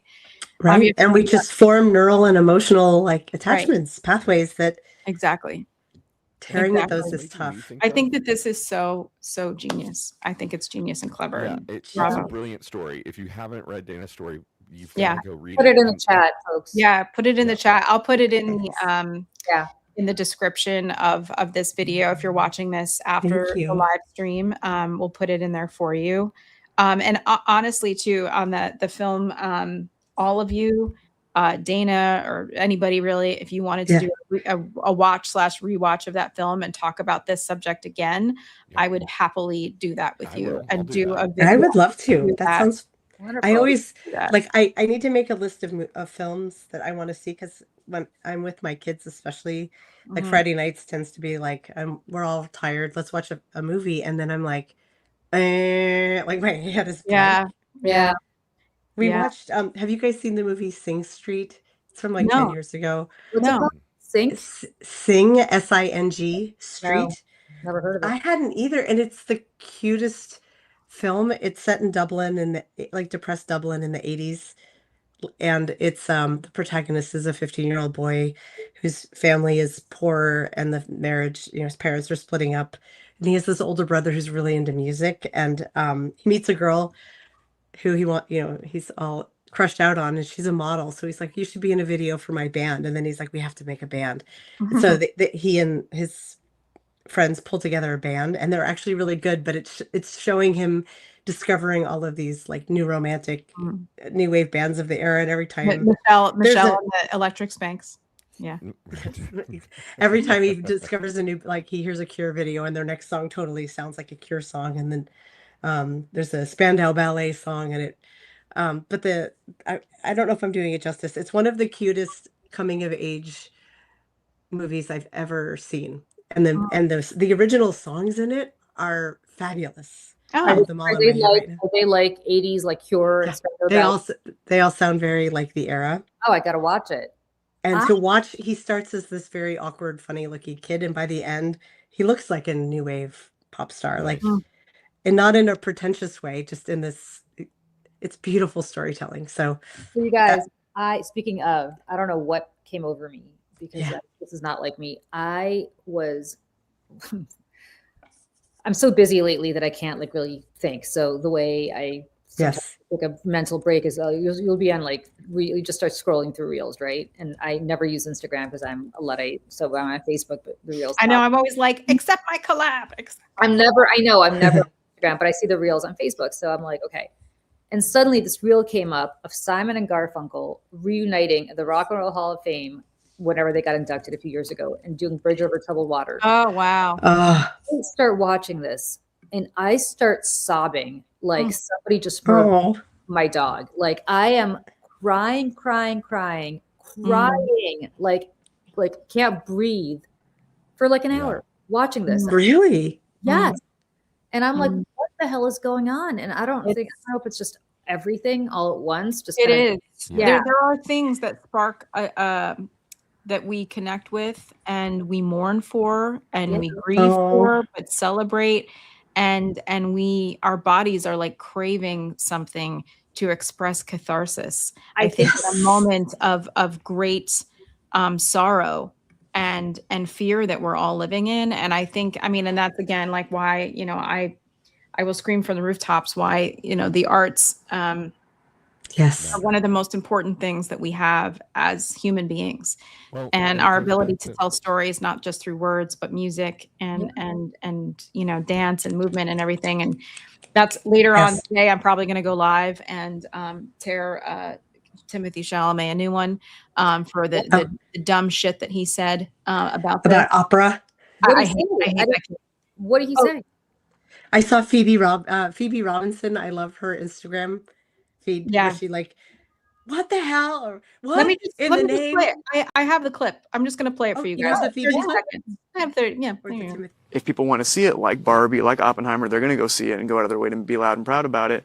And I don't want to be working in ballet or opera or things where it's like, hey, keep this thing alive, even though no one cares about this anymore. All respect to the ballet and opera people out there. I just lost 14 cents in viewership, but damn, I just took shots for no reason. That's not a shot. I hear what you're saying. Yeah. So, sorry. Okay, that piece of shit. Yeah, that little went to school. LaGuardia. He went to LaGuardia. He went to the Performing Arts High School. It is literally behind ballet and the opera at Lincoln Center. It is a block away. And by the way, I'm not an opera person. I am a big ballet person. My husband and I have, I was going to say season tickets, but that sounds like not right. We have a season tickets. I don't know how else to say. You're subscribers, yeah. Right. The New York Philharmonic. We're going on Thursday. We're there all the time. Like, fuck you, Timothée Chalamet. And by the way, that place is packed. And it is not packed just with old people. It is packed, actually, I'm happy to say, with people who are Gen Z also. Good. Yeah. And so I don't know what the hell, like. I can't. You know what it is? First of all, I think he's priming us to all tell us that he's a Republican. Second of all. You think so? Kardashian, whatever. I do. Yeah, and he's dating very seriously the Kardashian Jenner. Yeah, Kendall Jenner. Who's had a whole different face than she had 10 years ago. Right. And I'm just going to say, they may be rich, they may be powerful, but these people are dumb as rocks. And I don't think Timothée Chalamet is terribly smart. I don't think he's terribly talented. I've never thought he was. That's just my opinion. Other people can disagree with me. But I mean, what a completely and just a complete and utter just like I like what happened to you? Like it's like he is spending so much time around billionaires who only care about some things that it's completely ripped his soul out of him. And I've never wanted AI to replace someone's job more than I want AI to replace that dweeb's job. He used to be so much cuter too. Thing about like how people need to go to the theaters and see movies in the theaters, and I'm like, oh, so you're trying to protect your art form, you're trying to protect what you do, but like, and then he goes, and I was like, bitch, you will never work in opera because you couldn't hack it for 5 seconds. Right. Not for 5 seconds. Well, Yeah. I sent you this back to what Julie said about the Simon and Garfunkel and the way that moved you, and Dana's earlier point about we are not getting the end, right? We're not getting the like denouement and climax and end and resolution of the stories. And art, like opera, like Simon and Garfunkel having a reunion, like, you know, ballet, art brings us that. I mean, I remember the first time when I was a kid, I was 12 or 13, my parents took me to go see Les Mis for the first time, right? And I was kicking and screaming. I was like, I don't want to go. I don't, blah, blah, blah. And the moment they opened their mouths and started singing, I burst into tears because I got it. And how are you going to give anybody that experience of finding the thing that gives them their catharsis and, you know, emotional release? Yep. My mic is all fucked up, isn't it? It is. Yeah. It just got worse. I don't. It sounds really like overdrive. It went I to gotta the tell you, bathroom. to Timothée Chalamet, to just refute what he said. I love classical music so much that I house when I had a little bit of extra cash up in the Berkshires for people here from Western Massachusetts. Near Tanglewood. I told you my sister went to Jacob's Pillow. Which Yes, is exactly. Tanglewood is where the Boston Symphony Orchestra has their summer home. And if you live into Tanglewood, it is magic. It is magic. You sit outside on this huge lawn. You could throw a ball around with your kid while the Boston Symphony Orchestra is and they have I cannot describe to you the insane. And you're like, and everything is out. I mean, there's so much that is outdoors, and that's the cool thing about like Shakespeare Company, Jacob's Pillow, and Tanglewood up there is that you're exposed to the elements as you're experiencing it. And I mean, there's this whole great book you can read about the Elizabethan world theater and like how like being in the elements like makes you experience things in a different, more visceral way.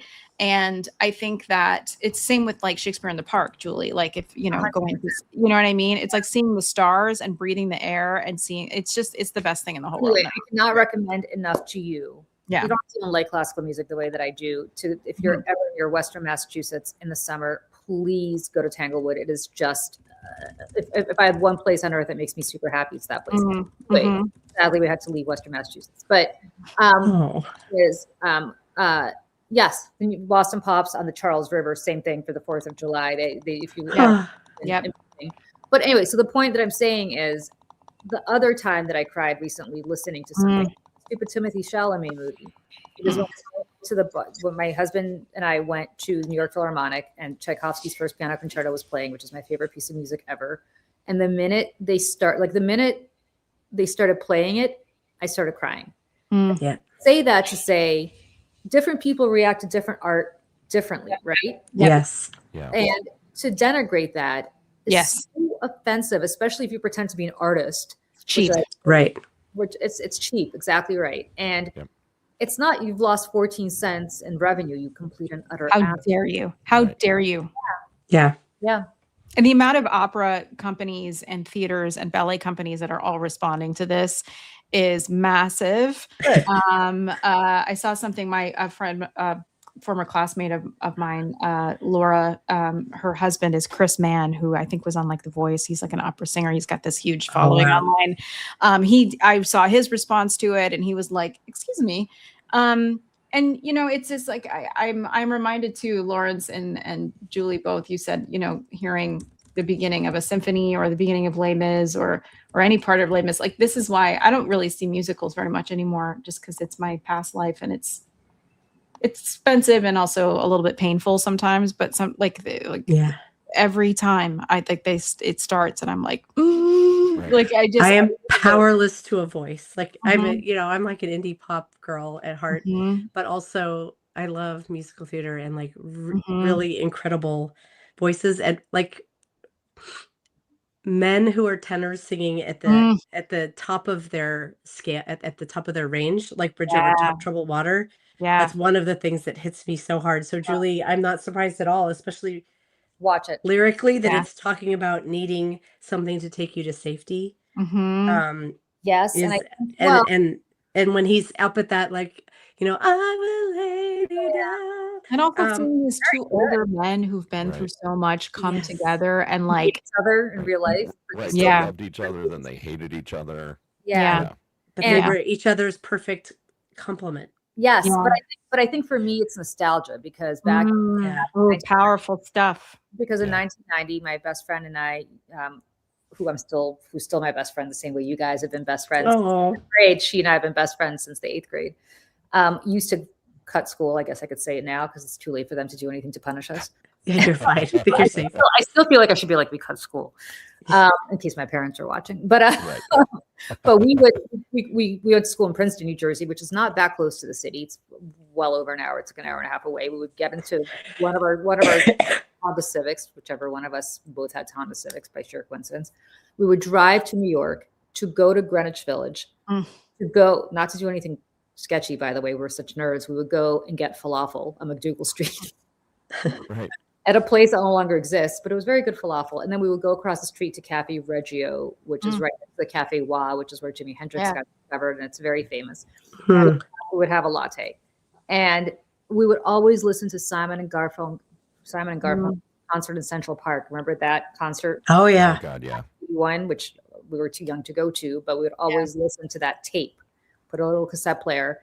And I don't know what it is that just got me so nostalgic for that time. I think maybe it's the stupid innocence. It's innocent. Oh, it is. Also, I think it's also, Michelle, because you've been talking about this JFK Carolyn Bessette movie that you're watching, show that you're watching that I'm not watching. I know. But I feel very guilty about it. Just of what this whole nostalgia for the 90s.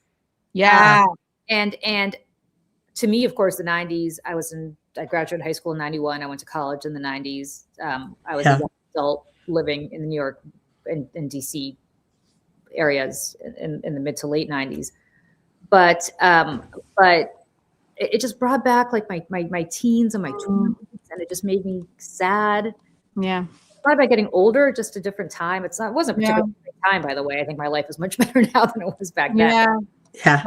But still, I think, I don't know, maybe miss my mom, even though she's still around. So like it's just, I don't know. I think that's what I was sitting here crying.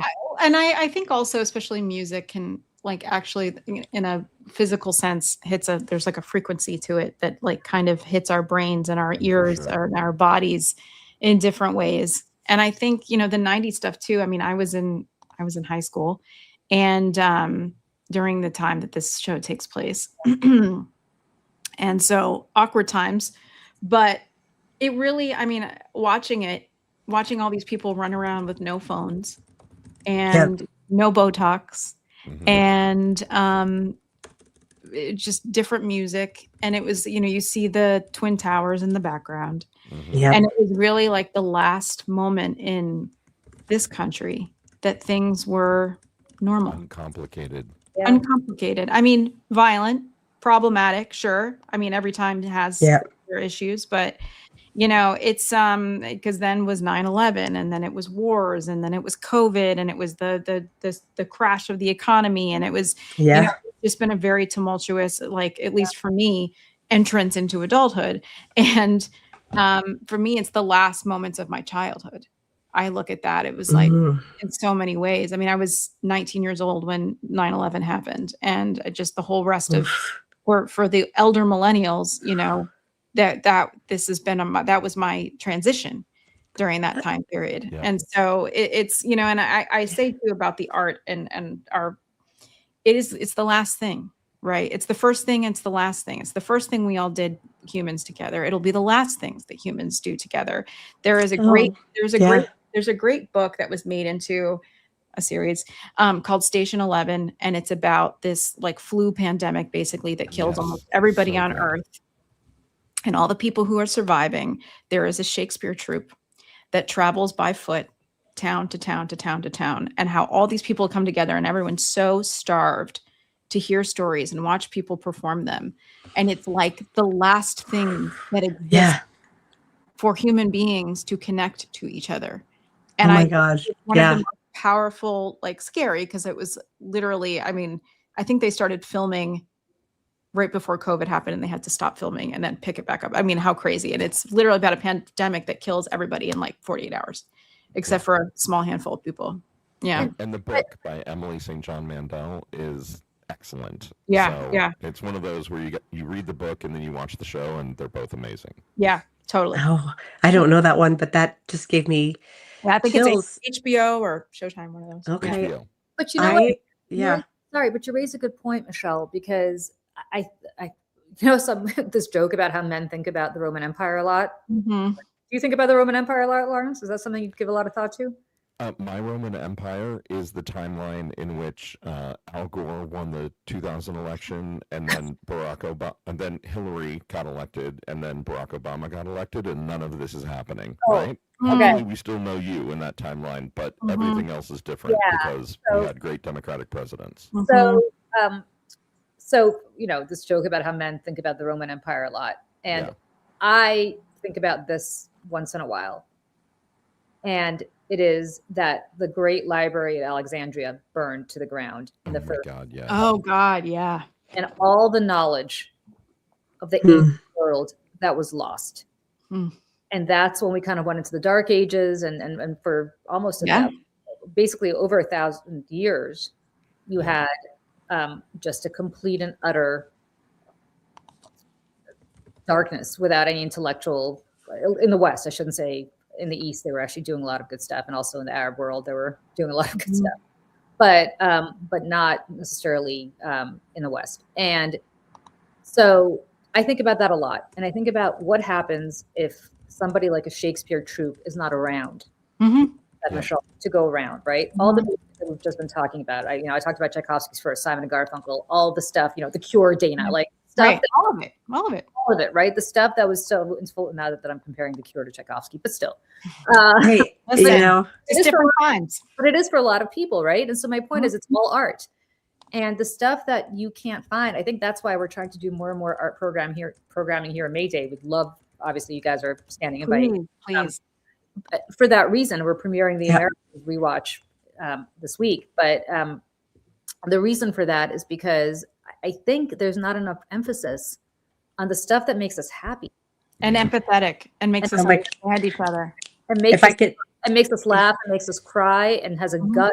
Like, I know the news makes us cry. Like, I get it. We're all shocked about what's going on. In a different way. I think the news is making us numb. Yeah. But the stuff that makes us like feel emotion for all the right reasons, whether it's positive or negative emotion for all the right reasons, Yeah. Y'all are speaking my language and Lawrence's. But I mean, in the last month on Substack, I kind of did a rethink of like, who am I and what do I want to be here? Like the Daily Whatever show is not going anywhere. Of course, we want to keep talking about politics and culture and elevating other voices. But I was like, I'm a writer, and that was originally what I came to Substack to do. But in 2025, I barely did any memoir writing because it felt unimportant with everything else going on, like navel-gazing. I don't think so. I relaunched myself. My new pub name is I Write Out Loud. Good. And every week I'm posting new essays, and then I'm doing lives to talk about each one. And the expressed intent of it is an act of audacity in trying political times, because we need the music, we need the art, we need storytelling. I feel like most of all, that's how we stay connected. That's how we capture hearts and minds. So you're like completely in my wheelhouse right now. Oh, yeah. Like, listen, when you were saying that you were a memoir writer before a journalist, I was like, no, I think that's more. I think hearing human stories from a memoir's perspective, and you're like, instead of being journalistic, I was like, no, I think that it's more powerful, because I mean, that's why MAGA is so desperate to control the culture.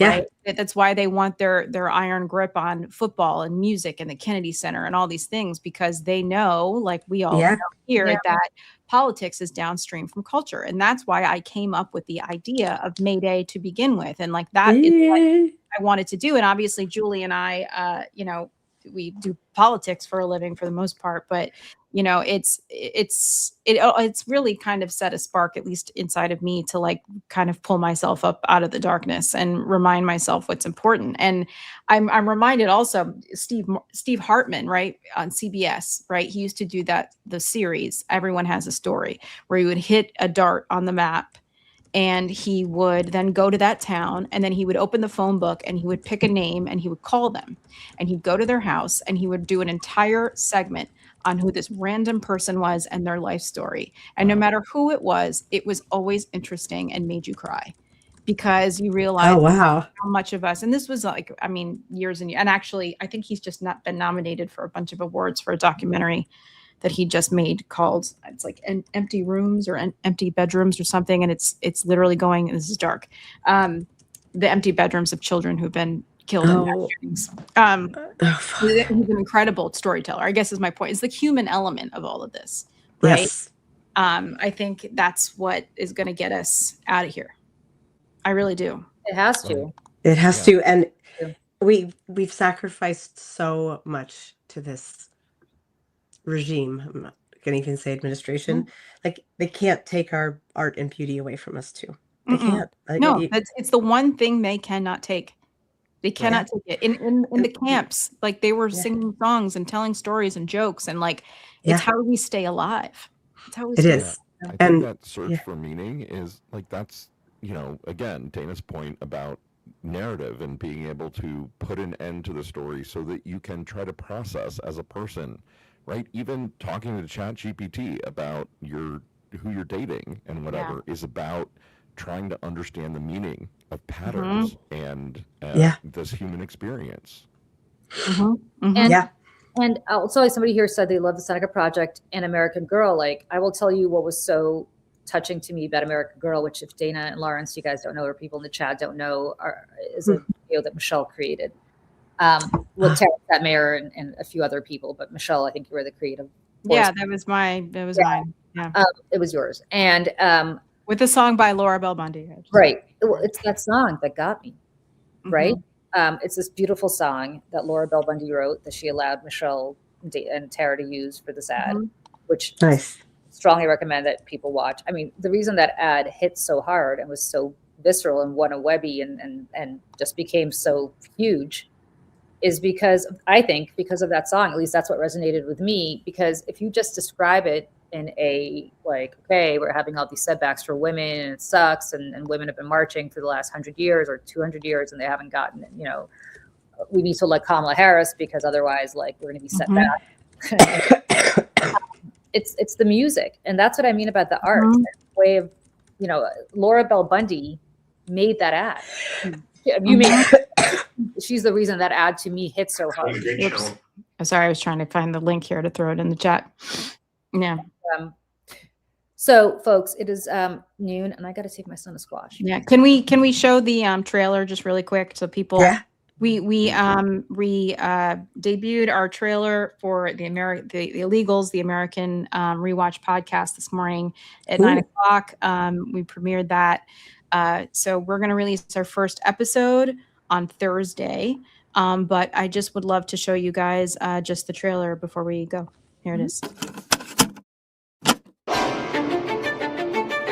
Once upon a time in 2013, a television show debuted on FX about deep cover Soviet spies living quietly in suburban America. Part of what the KGB called the Illegals program. It was a different world then. Barack Obama was president. And then, of course, there was this. Russia, I indicated, is a geopolitical foe. And I said in the same paragraph, I said, and Iran is the greatest national security threat we face. in the 1980s are now calling to ask for their foreign policy back. The Cold War's been over for 20 years.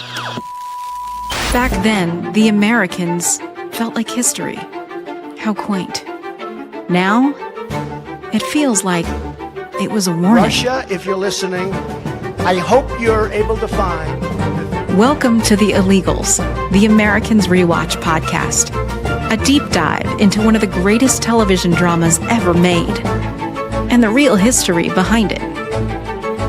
Each episode, we rewatch The Americans with historians, Russian experts, disinformation researchers, and people who lived through it, including a Soviet refugee, intelligence experts, cultural critics, and storytellers. We'll discuss all of it, the music, the performances, and yes, we will absolutely be discussing the wigs. The Cold War didn't just shape our history. It shaped the world we're living in right now. The United States won the Cold War. Or did we? The Illegals, the Americans Rewatch podcast. Launching soon from the Mayday Network. Yay. Oh my God, that looks so good. I never saw that show, but yes, I will watch it. I did not not the first go around. I haven't watched it before, but why don't you start watching it and come join us for a few episodes? Yeah, absolutely. Oh, I would love to. Please. Oh my God, that looks so good. I'm so fired up. So if you have Hulu, it's free, or Disney Plus. Okay. I think you could watch it on Pluto for free. Mhm. Michelle is a national effing treasure. Whoever said Truly. that, Ema Green, she is. She is. I'm so glad that you said that, because we feel that way. So I'm glad that people feel that way too. So watch it, you guys. And Michelle is brilliant. So Michelle, I love that you're getting recognized for your incredible. Everyone's so nice. Thank you. But come join us, because I watched it the first time. I never finished watching it. I completely forgot it. But to be honest, it's just not one of those shows that I like The Sopranos that I remembered like viscerally. Right. So I feel like I'm almost watching it from the beginning again. Mm. So watch it and then come join it. We're doing literally an episode a week. So we just did the premiere, the pilot last week. We're going to do episode 2 this week. So whenever you guys, the first episode will launch on Thursday. So yeah. And then I'm going to be away, just so folks know, the last 2 weeks, basically the 20th of March through the 2nd or 3rd of April. So I'm not even going to be around. So if somebody wants to come and do The Americans in my place, come Okay. seriously. Yeah. The photo of you as a little girl. With my little How cute. That was me in Moscow. That's how we all dressed back then. That was circa 1975, maybe 76, I would say. So cute. Little baby Julie. That's what? Little baby. It's a little baby Julie. Little baby Yulia, which was my Russian name. Yulia? Eula. Oh, I didn't know that. Jay's in Russian, so it's Yulia. Yeah. Oh. Yep. So sweet. I Julie, it's easy when you're big in Japan. Anyway, so yes, little baby Yulia. So there you go. So come join us. We'd love to have you guys. Oh my God. Yeah. It would be an honor. Dana and I are doing, so we have a bunch of stuff coming up, which you guys are more than welcome to join us for any of it. Dana and I are going to do a Spinal Tap rewatch. Folks, watch Spinal Tap. It is the best movie ever. It is. And then Michelle and I are going to do a tribute to When Harry Met Sally, where we're going to go to all the New York places. Oh my God. I love that movie. Fly in, if you guys want to fly into New York and do it with us for any part of it. My daughter just got into a college in New York. No way. Yeah. Tell us where. Can you tell us? Am I not supposed to say? Okay. I'll tell you, but not on We'll air. talk just in the because- car. We'll talk in the car. Well, exactly. I don't want to out anything about where my kids might be living. Yeah. Okay. Yeah. Good point. Good point. Well, if she needs any, does she know New York at all, or not really? She's never been. Well, she's got two. We will be the aunties. Aunties Julia. Oh my God. She needs to go for that reason alone. Yeah. Right. She can do When Harry Met Sally with us. But yes, we're going to go to the Temple of Dandar. Excuse me. Talk about Paprikash, and we're going to go walk through Central Park. And One we're more pepper. Pepper, yeah. Paprikash. Baby fish mouth. Baby fish mouth. Baby fish mouth is sweeping the nation. And we're gonna go to all the places in the Upper West Side. We're gonna go to Katz's. We're gonna go to Plant Shed. We're gonna go to Cafe Luxembourg. We're gonna go to all the places. Nice. Yeah. I'll have what she's having. Yeah. She's had. Well, that's Katz's Deli. That's downtown. So we still have like downtown. Like I'm in Pennsylvania now. I don't know what I'm pointing to. Yes. Yeah.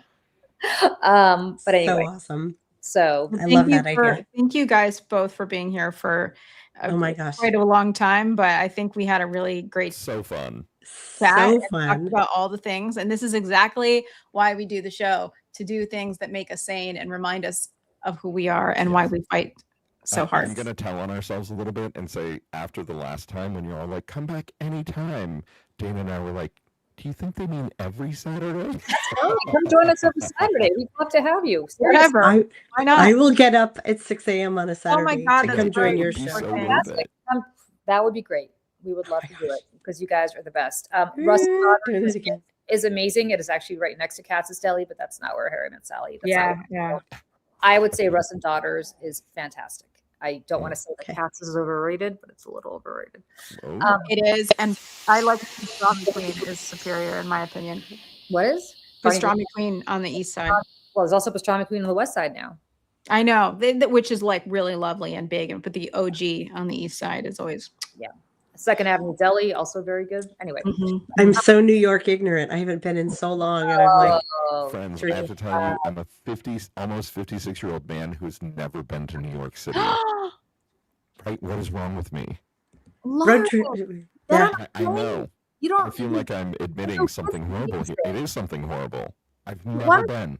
Get on a plane and just come. We'll take you around. Are you kidding me? I would love it. Yeah. If I bring my You kid, don't can we know go? How much I'm going to take you on that? 100%, please. Oh my And God. Bring your kid, Dana. We will. First of all, if she does come to college here, we will. She has people that she can, when she needs a home meal, come on over. And anytime. I mean, seriously. I think she is not considering it that strongly because she's like, college seems scary and New York City seems big and scary. So New York City is not scary. New York City is, first of all, very neighborhoody. Mhm. So you don't ever have to leave your neighborhood if you don't want to, which makes it. And I think New York, when people think about Times Square, it seems very overwhelming. But like anything else in the world, you don't. That's not New York. Yeah. That's not New York. Like we live in the When Harry Met Sally neighborhood. Like, gotcha. She'll want to see the Sex in the City neighborhoods. Well, so I used to live in the Sex and the City neighborhood, which is the Village downtown. Also a small. It's like a neighborhood. So Cynthia, I rode the subway in the 80s. Nothing scares me. Truly. It's the safest big city in America. It is. Oh my God, what is that? Wonderful place. And it's okay. It's bring her here, give her the tour. We will give her the tour, and she will understand that it is fantastic. Wherever I can only, there's 6 or 7 colleges that I could think of her being accepted to. Each of those schools is contained to their neighborhood, and so therefore she doesn't have to worry about anything. Yep. And I apologize to our viewers. I was trying to put up Joshy Dragon's comment that said it's safe AF and accidentally hit somebody else's who said something else. And so that person has been kicked out of the chat because I missed it. It must have come up very quickly and been zapped. Yeah. Okay. All right. I really do have to go because I'm getting late. It's getting late in the day. Great to see you guys. Me too. Amusingly, I write out loud live that I do to talk about my story. It was supposed to go live 12 minutes ago. I already put a note on Substack being like, I'll be there. I'm going to be a little late. So if you want more of me, I'm going to be talking about my month of being man sober essay that I just posted. So and sorry, Dana, that's on which on my Substack on Dana DuBois Writes. Dana DuBois Writes. So go follow Dana DuBois Writes. Go follow Lawrence and Dana. The Daily Whatever Show. Oh yeah, we never put that in the chat, but it's just thedailywhatevershow.com. Oh my God. And Mayday Y'all Network. are amazing. Thank We're you. such fans. Thank you. We're fans of your guys too, and we're especially fans of Lawrence coming to New York City so we could show you around. Lawrence, there's no excuse on earth for crazy. Come to New York. Oh my gosh. Okay, now I'm like, spring break is coming up. Maybe Yes, I will not be here for spring break, but our spring break is mid-April. Will you be gone then? We'll be here for spring break then. Come Okay. on. Well, not here because I'm not in New York right now, but yes, come to New York and we will show you around. We cannot wait to do that. It'll Okay. Amazing. to leave our houses for a change. So Okay. All right, you guys. Awesome. Great to see you. Bye. Bye, everyone.